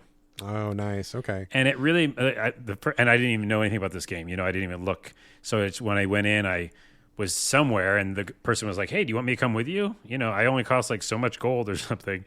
I was like, "Yeah, okay, yeah, do that." And then they didn't die like right away, and I was like, "Oh, you're like a helpful companion." So that was really cool. And yeah, it's a very addictive game. It feels like a Vampire Survivors in that way. Oh, this sounds fun to me. Okay, cool. I'm glad I downloaded this, and I didn't get a lot of that sense from looking at the screenshots, but I was like, I'm definitely gonna check this out. But I'm glad you took the dive, because this is you're checking all the boxes for me. So this definitely sounds like something I'm gonna give a shot to today. Cool. So, and they call it East Punk. New term. East Punk. Okay, yeah. East Punk. All right, I'm down. Sounds good. That sounds like a tentative early access win. I think so. I'm still playing it. Excellent. Okay, good. Shit, I need more time to play this game. Whoa, and it was a surprise. We were going to forget it. I'm glad. I'm glad we didn't forget it. Good job. Okay, now the final. Yes, final game of the show in hour 3. Dead Island 2. Never thought we'd be talking about this game again. You have surprised me. We talked about it when it first dropped, and you were not positive at all on this one. I did not take the plunge because PR did not send us one. We talked at length about Game Critics' relationship with Dead Island. You can go back to that episode to hear about it. I don't know that this is even on my radar to play the rest of the year. I've got too much stuff lined up. But you played it, bounced. You went to go play Dead Island number 1, and then something happened there, and then now you're back to Dead Island 2. And I'm surprised. So I guess tell us about this emotional journey you went on, Carlos. Yeah, the journey started with what I texted you. Right at the end of that episode, I said Dead Island 1 is on PlayStation. It's like $3. For $3. Great price, great game. Great price, great game. Definitive edition means like all the DLC. Man. Which you had said you didn't like it, but I remembered when I went back to Dead Island 1, which started this journey, I didn't play I don't think the DLC. Oh, I hate it. I all the DLC was not great for me. Okay, didn't like either way, it's there. But either way, it doesn't matter. I did beat it the first time, the very first game. But going back to it, having played Dead Island 2 and bouncing, and being so frustrated with some of the things, which we'll talk about in a minute, I was really like, okay, let me see the level scaling if it's just as bad. Yeah. So it does the same level scaling, which is crazy because I didn't remember it doing that. I didn't remember it either. But by going back, I remembered it because as soon as I leveled up, the enemies did too. Maybe like one level underneath me or something. Sure. But the immediate thing I saw, which is a con for Dead Island 2, is Dead Island 1 is much faster. Is it really? It's okay. so fast. Just like you learned new things about Sekiro going back to it. Yeah. It's so fucking fast, and that's what makes it good. I think I texted you when I started playing it going like, I never want to stop playing this game. It's so addictive because the hook is two things. One, it's fast as shit, meaning your character's fast, you run fast, you can jump and slide, and it feels good. And when you swing, even if you're, different weapons swing different speeds and stuff, all of them swing pretty fast. And then on top of that, there's vehicles in 1. There's not vehicles in 2. I don't remember that. What were the vehicles? They're all everywhere. They're cars or trucks. Cars? Yeah, everything. And you get in them, and they're fast. and they hit zombies. And there's like achievements for hitting zombies. I should go back and play it again, dude. Because I remember loving it. Fucking good. I remember loving it back in the day. I'm like, by the way, after I beat 2, I'm going back to 1 to beat it again so that I can get to the DLC. and see if I think differently about them than you did. Yeah. But my point is, 1 got me to go back to 2 because 1 is, I think, a better game. That's it. Shots fired. Even though truth. I just beat 2, so I can say it. Yeah, you know what I mean? It's from the Dying Light developers. That was what they did before they did Dying Light, and Dying Light is great. So it makes sense that the original would be a great game. It's a very fucking good game. And the other thing they do, besides it being faster and vehicles, which I can't believe 2 doesn't have, and 2 has a bigger open world, it does the addictive property where, like, I get something, I upgrade it, I finish a side quest, I get something from that side quest I like, and there's a million side quests, and they all just kind of like, I don't know, they're like the carrot in front of you, and they all like work. Like, it just seems like it's easy to finish them. I do a million little side missions. The map is not huge at all, but it's like, I like that. It's like I'm staying all in this area. I'm finding that stupid teddy bear. Okay, did it, got XP. Yeah. You know, I got some, there's those endless quests they do. Sure. Feed a bunch of water, keep getting XP. I just feel like I can level when I want to. My enemy, I don't know if the weapons break. I forgot if they I think they do break. I think they do. Yeah, but either way, I don't feel like that's a limiting factor. I have enough weapons that I like. I don't know, but for something about it, and you can't put your finger on it sometimes, it's just a developer special sauce, it's addictive. Like, dude. You just want to keep playing. It was like 1 a.m, and I was like, oh, this game's fucking great. Yeah, Dead Island #1. It was literally our game of the year it came out, dude. That was a great fucking game. We all loved it. Yeah, it still is. It still is. So so it made me want to go back to 2 and beat it, so I can say that, definitively what the differences were. And so, and you get in that mode, first person zombies. You want to beat a story. So I went back. I have a list of new cons, if you can believe it or not. But I'll say a couple of pros as well. And so, okay, the short answer is Dead Island 1 made me go back to 2 and notice that Dead Island 1 is still better. Okay. Dead Island 2 has a lot of good things going for it. The graphics are obviously like phenomenal. And it's a little jarring to go back to 1 because they're like, wildly different graphics. Oh, sure, yeah. And I like the worlds that Dead Island 2 builds. The LA, Hollywood scenarios, the movie sets, the characters, everything feels like upgraded. And so it looks and feels really good. But the gameplay, you're 100% slow. Like, if you play 1 and then go back to 2, wow, you're in molasses. You're walking around in molasses. Your slide is nothing. There's actually a skill that says if you slide and kill something, you get a bonus. Good luck doing that. I don't see anybody sliding, killing anything in that in Dead Island 2. Too slow? You're in tar. It's a tar slide. Tar slide's a good name for that episode. Tar slide is a pretty good one. So anyways, you're moving slow. Your weapons, here's the other thing it does wrong. I feel like everything weapon-wise is pretty much the same speed in Dead Island 1. And for some reason in 2, based on what you've done or upgraded it will slow your speed but increase your damage. Or a weapon is a hammer, so it's super slow. Nothing should be slow in a zombie game when you're getting just swarmed, right? Yeah. It doesn't make sense for the gameplay. So it just leads to frustration. That sucks. The other big thing that I remembered from going from 1 to 2 is, and I mentioned it before, but the immunity. Certain zombies are immune to things. Oh, that's right. You mentioned that, yeah. Nope. No, we don't need that in a zombie game. It's Pokemon. I figured it out. By beating 2, I figured it out. It's water beats fire, and poison beats water or something. It's like you can upgrade your weapons with different values, like a water value or a fire value or a bleed value. And if you hit certain things, zombies, and they're immune to it, you can't hurt them. So you're stuck with like the grass Pokemon and you're fighting all the fire zombies, basically. It's Pokemon Zombie. Zombie Pokemon is also a good name for podcasts. It's bullshit. And it doesn't need to exist. I have a clip of me hitting a zombie with a fucking hammer and it does nothing for 10 minutes. Like, I just wanted to see. Like, if I just keep hitting the zombie with this green hammer and it's a fucking blue zombie, it'll die at some point. It's a fucking hammer. Oh, man, I'm animated. I'm just thinking about it again. It didn't do anything. The zombie's fine. Really? Okay. Yeah. So that fuck sucks. that. Total immunity doesn't make any sense. Doesn't make any sense. At least reduce damage. And then there's other ones where like you have to hit it in the legs or the head. That makes sense. But yeah, like there's so many levels where I was like, yeah. And then the other idea, here's something that's fucked. Waves of enemies, and you have to beat all the waves of enemies before you can progress, you know? And if you die, you have to start over again, that kind of a thing. Yeah.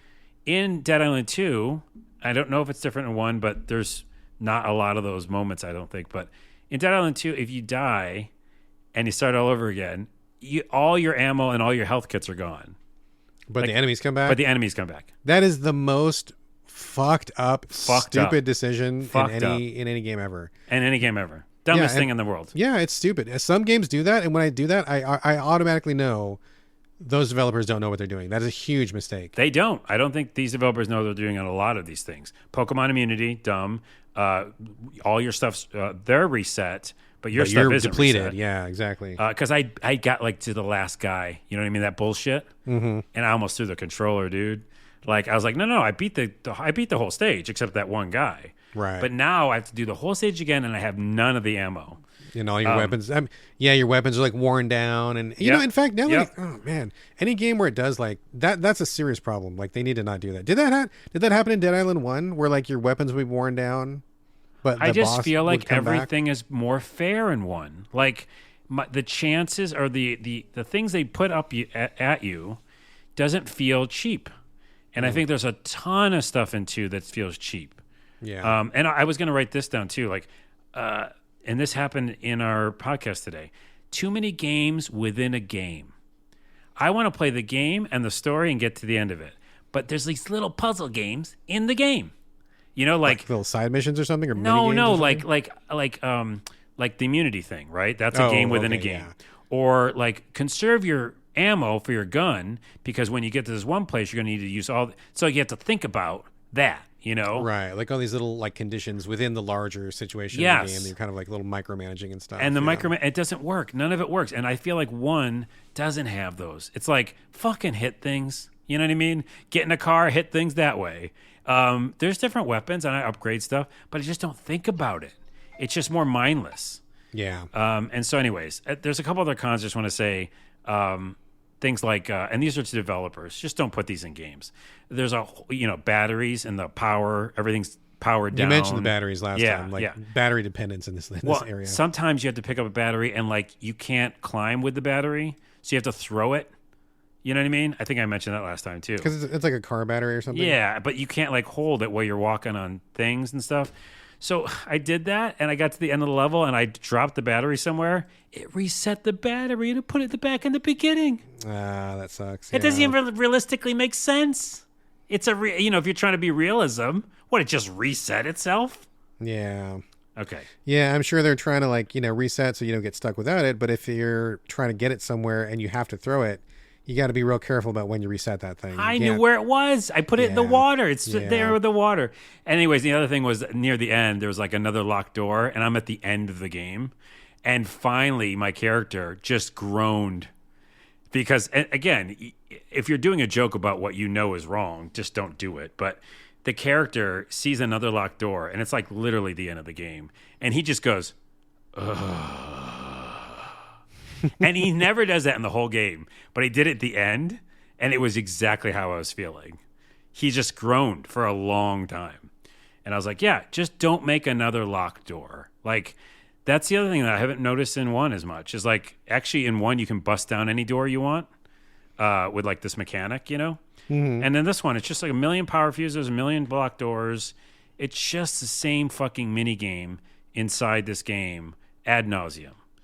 So just a more streamlined experience, something that, logical, that flows, something that doesn't stop you up for minimal gain. It doesn't sound like you're really benefiting anything from having to like throw the battery around or from having to like, this zombie who's like completely immune. I mean, is it really improving your gameplay experience to have to go look for a blue axe to hit the red zombie? Or could you just, minimal damage, but you're still doing damage, right? Like what is the benefit to making these choices? Yes. And it seems like what you're finding is that their choices are not really adding anything to your experience, merely just dragging it out or just causing you frustration. And on top of that, the guns always run out of ammo. So when you finally get guns, it feels fucking great, right? Yeah. And then you are out of ammo, and then in that scenario, where I ran out of ammo and then it restarted, I was like, I have no weapons. Yeah, that's a real problem. That's Then a I real upgraded serious my problem. gun to the best, superior, rare gun I have in the world. It has no ammo, so it's useless.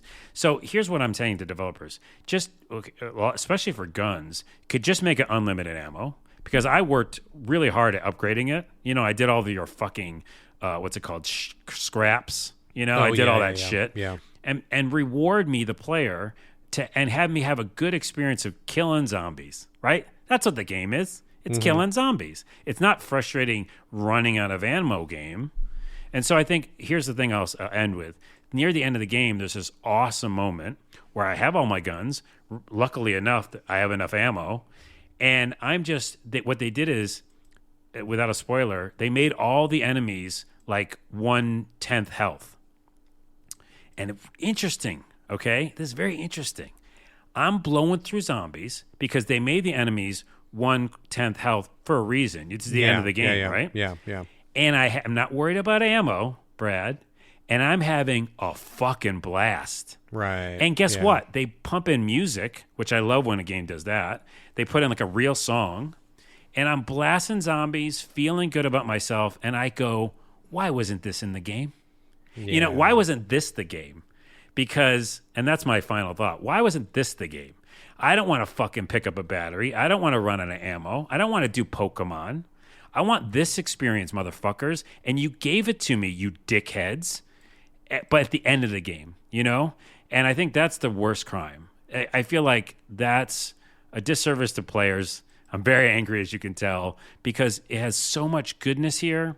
The graphics are amazing. And that moment near the end felt so fucking good. And you could have done that. You could have done that throughout the game. Drops the microphone. Drops the microphone into walks water away. and electrifies a zombie. I mean, it just seems like number one. I mean, this game had a really troubled development history. All the original developers left. Anybody that worked on Dead Island is no longer there, and it was stuck in various modes. I think they built it and then tore it down and restarted at least twice. So I mean, definitely has problems. It seems like it finally came out and stuff, but my big takeaway from what you're telling me is that they maybe didn't really find the fun, and instead were doing like these obstacles or causing difficulty in a way that they may think adds challenge, but maybe it's not a good challenge, or maybe adds some kind of barrier to get over, but it's not the kind of barrier that feels good to get over. Like, it just seems to me like you're describing a lot of busy work and bad choices, which is not surprising for a game that's had as much history as this one has. So. But I'll add to that and say, and it's a good wording of how you said it, is and this is a pun intended, it's an infection in the industry. All right, this is what I really am getting to at the almost end of every episode of our podcast. It's an infection that is infected developers, which is, it's tied to get good. It's not necessarily that, but it's this game within a game. Get good.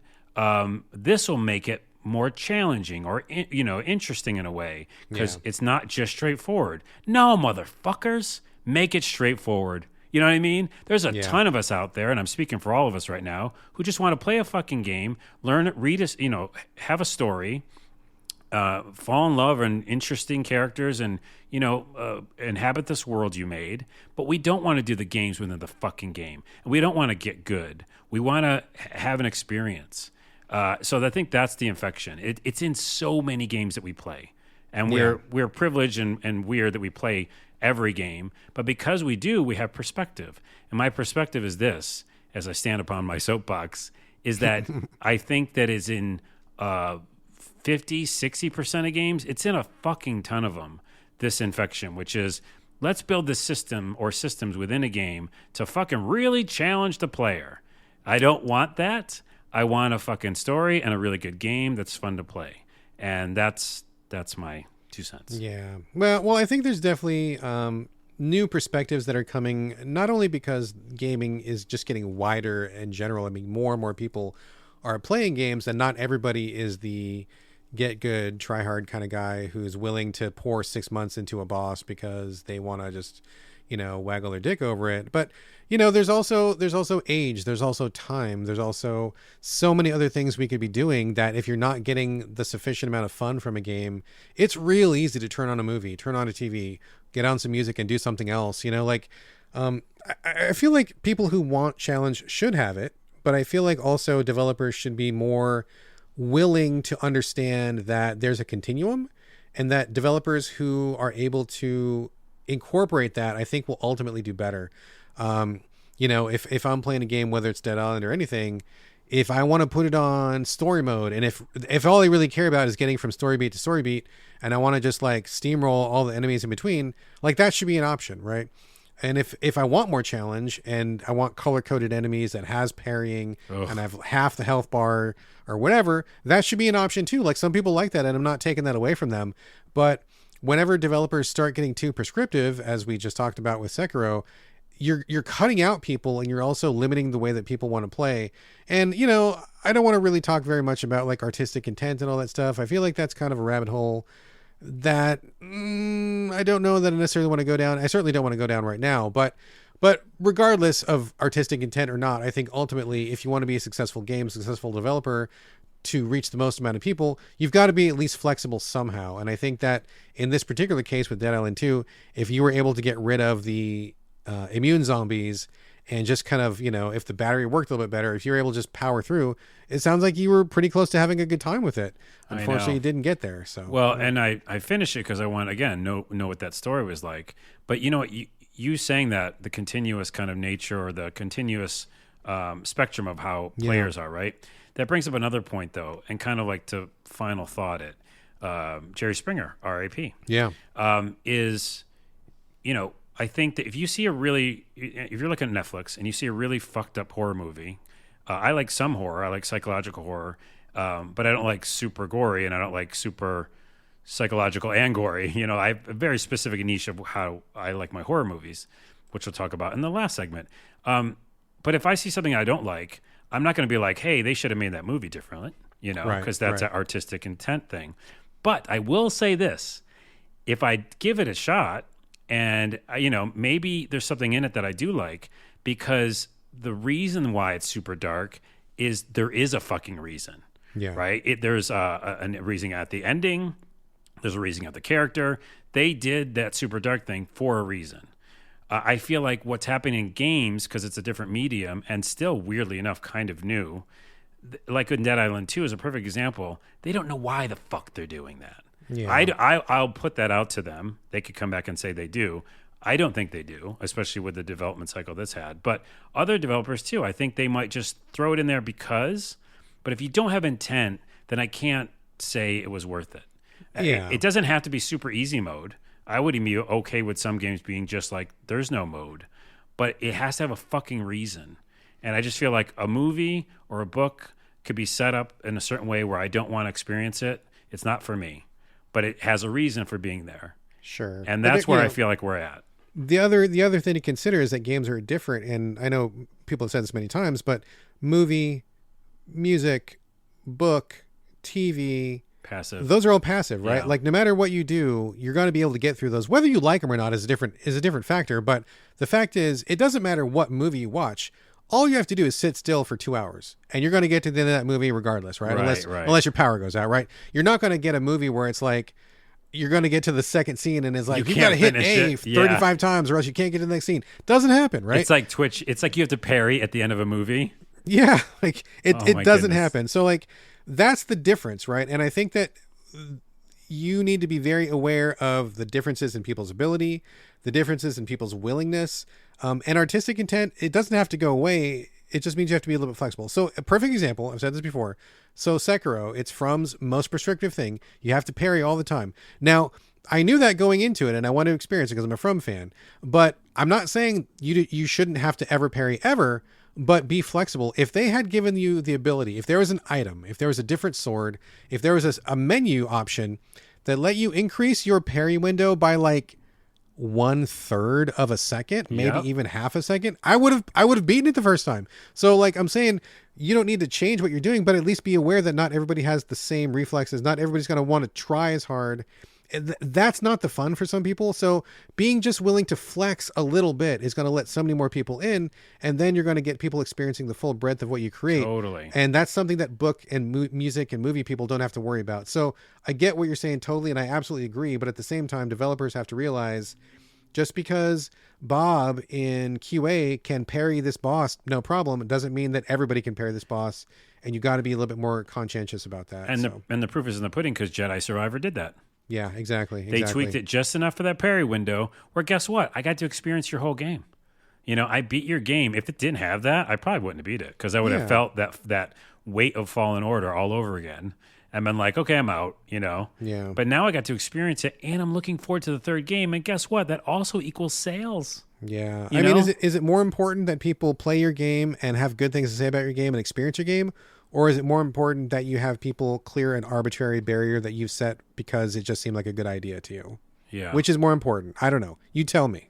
Well, I'll tell you in the case of Dead Island 2, fuck that shit. It has such really good, it has really good moments. And you're like, why can't this be the whole game? In my opinion. But man, I really enjoyed the ending. I love when they put in 2 different times in that game. They put in a song, which I love when games actually put a real song. Death from Above is in this, which I love them. So yeah, I just think that it made it really exciting for another game, and it kind of left it, you know, with that kind of thing where you can keep playing if you want. But I was just so over its mechanics that I didn't want to. Yeah. But yeah, I'm still glad I did it, but I am very frustrated, and it is a kind of a picturesque moment of what I think happens wrong sometimes in games. This seems like more of a learning experience rather than a fun gameplay. Yes, yeah. Yeah. But like Sekiro, had to do it. Had to do it. Oh man, I feel you. I feel you hard. I wish I could quit this bitch, but I can't. So. Yeah. All right, folks, that is the main content of the show. We're going to wrap up in a second here. Just a couple things quickly before we go. Carlos, before we go? 2 hours and 43 minutes. Holy shit. Yeah, just Evil Dead Rise. I've been playing a lot of zombie games, so I went to finally watch that. It's on VOD. You can go to Amazon and rent it or stream it or whatever. It's very fucking good. It's very fucking good. Did you like Evil Dead and Evil Dead 2? I love Evil Dead. I am in on all the Evil Dead. So what this is, okay, there's one pro and one con I'll just give you without spoiling anything. Okay. The pro is it's got vibes at times and callbacks to the originals. You know, It's got Cool. little, but it's its own thing. Totally its own thing. New director, obviously, all that stuff. It takes place in a different setting. I'll just say I won't spoil anything. But the only con is there's definitely like a focus on a family. Mm-hmm. And I don't think there was any real reason, like we said, perfect segue actually, or transition. I don't think there's any benefit to having a little girl in this movie. And there's a little girl in this movie. And it's pretty fucking dark at times, right? It's an Evil Dead movie. There's lots of blood. Sure. So this is a Was bigger it like tangent. too gory or was it too sensitive? Or It's just the whole thing. Horror movies are pretty rough, right? Like, right. there's a lot of blood. It's over-the-top blood because it's Evil Dead. It's not all the time. The whole movie isn't just blood. I thought it would be, but it's just certain scenes are insane. But like it's creepy as fuck, and I always wonder about like child actors being in these kind of movies. I didn't like it. Maybe the only thing made me feel uncomfortable is that she's in that. You didn't like the kid, or you didn't like the movie overall? I don't like the fact. I like the movie a lot, and I like what it did. It reset the franchise, and you know, without Raimi directing it, I think they're going to make more of these. Mm-hmm. And I'm in for all of them. I really enjoy what they did. It's still more of a horror movie. It's like 1% comedy or 2%, so it's not really like a funny, one. Oh, that's kind of what I liked about Evil Dead. I though, know, it was funny. I know. And I was like, I'm not going to watch it at all if it's just horror. But there's enough there that felt like Evil Dead that I was like, okay, I don't know. I still think it's good. But I think I really didn't like the fact that they kept the little girl in it the whole movie. And I just don't think it did, like the video game thing, I don't think it gave anything, right? Like setting in a family scenario. Kids in horror takes it to another level, and you got to be real intentional and real specific when you do it, because it can go wrong pretty hard. It just doesn't, again, it doesn't add anything. I just feel I feel bad for the actress, and it's almost taking me out of the movie. I hated that part of it. So that sucks. Okay. But man, I really enjoyed what they did, and it's a gory mess, and it's kind of fun too. So, all right, there we go. Anything else? And then Working. Everybody needs to watch Working. It's on Netflix. I've been following it for a long time. It's Obama's documentary series Okay. And people working, it follows the kind of like hospitality class, working class, the middle class, and then it goes up to the the business owner, tech sector, and CEO class. And it's just a very good like slice of life. You probably don't, maybe you don't have these kind of jobs, but it's good to get their perspective, I think. Okay, excellent. It's on Netflix right now. Documentary. Okay, cool. I'm out of voice. I can't talk. You're out of voice. Okay. I took your recommendation and I started watching Black Knight last week. It's the Korean kind of sort of like vaguely Death Stranding-ish where like everybody is playing a delivery man in a post-apocalyptic future. Yeah, it's been pretty good. It's 6 episodes, so it's pretty quick to watch. We are on the 6th episode today, so we're going to finish it today. But yeah, it's been good. A little low budget for my taste. I wish they had a little bit of a bigger budget, but I think the premise has been good. It's definitely been entertaining. Some laughs, some serious, some cool fights. It's all about like this company who controls everything in the near future because the world has gone to shit, and so they have all the resources. Little bit of a documentary feel there, I think. A little bit of close to home, a little bit true life. So even though it is a fictional setting, a lot of themes here I think will resonate with anybody who's paying attention to anything these days. So yeah, it was good. Pretty light, pretty fun. I think it's good, and I'm looking forward to finishing it. So thumbs up to Black Knight. All right. The only other thing I will say is that the wife and I had a date night last night, and we were going to watch Scream 6. That was her choice. I'm usually the one who picks the horror movies, so I was surprised when she picked Scream 6. But I'm like, yeah, man, that's cool. If you want to go for it, we're going to go for it. We actually didn't even finish the movie. I will say that we should have read up beforehand because having seen the other Scream films, I think I've seen 1, 2, and 3, and I think I stopped at 3. Not because I disliked it. I don't know, life. I just got busy. I forgot about it, like whatever. But Scream 6, I felt like really kind of hinged a lot on having already seen Scream 5. And I think 5 was, if I'm not mistaken, where they kind of like quote unquote kind of rebooted the franchise a little bit. So I didn't see 5. We went into 6. I should have Googled it first to see, do you need to see 5? You can still, you can watch it just like we just were talking about. I could have sat there and I would have got to the end of the movie, but like there were multiple times when they said somebody, I'm like, who? And they talked about this thing. I'm like, what? Like, and then I look at my wife, I'm like, huh? No. Did we, like there was, did I need that information? Maybe no, but I felt like I was missing a lot. Like I felt like they were making references and callbacks to stuff. And I'm like, who? Like we'd have to like pause and like my wife would like IMDb it. I'm like, oh, is that from Scream 3? Okay. I don't remember that. And then it just felt like if you're a super fan of Scream, I'm sure this was like a ton of payoff for you, a lot of callbacks, a lot of references, a lot of nods. I'm sure it's like, oh, everything you know about the series is stitched up for you. Probably a great experience. But for me, who hasn't, like I said, the last one I saw, I think was Scream 3, and I didn't see 5, certainly. I just felt constantly like left out of the loop a little bit, and I hate that feeling when I'm watching a movie. So I got kind of pissed off about that. I'm like, I feel like we're just missing. And the big thing was we were afraid that we were going to get to the end of the movie and it was going to be the big reveal and we were going to go, huh? Yeah, right. And let's not know what happened, right? So we're going to pause, and I think tonight what we're going to do is we're going to watch Scream 5. I believe that was the big starting point. So we're going to watch Scream 5 tonight, and then we're going to rewatch Scream 6, and hopefully it's going to make more sense. Okay, yeah. So yeah, do not jump into 6 if you haven't seen 5. It's like one of those game things where you have to play the first game, like I told you with Jedi. Yeah. No, you were right too. You were right. And sometimes not a big deal. Sometimes is a big deal. In this situation, it felt like a big enough deal to me that we just stopped the movie halfway. So yeah. All right. That's all I got. Anything else, Carlos? I'm watching Love and Death and Fired on Mars and Barry. I'm still watching all those. They're all good. There you go. All right. Excellent. All right. Let's wrap it up. You ready? Holy shit. All right, folks, as usual, send us your questions and comments. Hit us up, SoVideoGamesPodcast@gmail.com. We're on Twitter @SoVideoGames, on Instagram @SoVideoGamesPodcast, although I have been really bad about updating. I apologize for that. You can also reach us individually. Carlos, where are we sending your traffic? I don't know. Anywhere. Anywhere you want. Anywhere you want. Excellent. I'm on all the social media channels. It's my name, BradGallaway.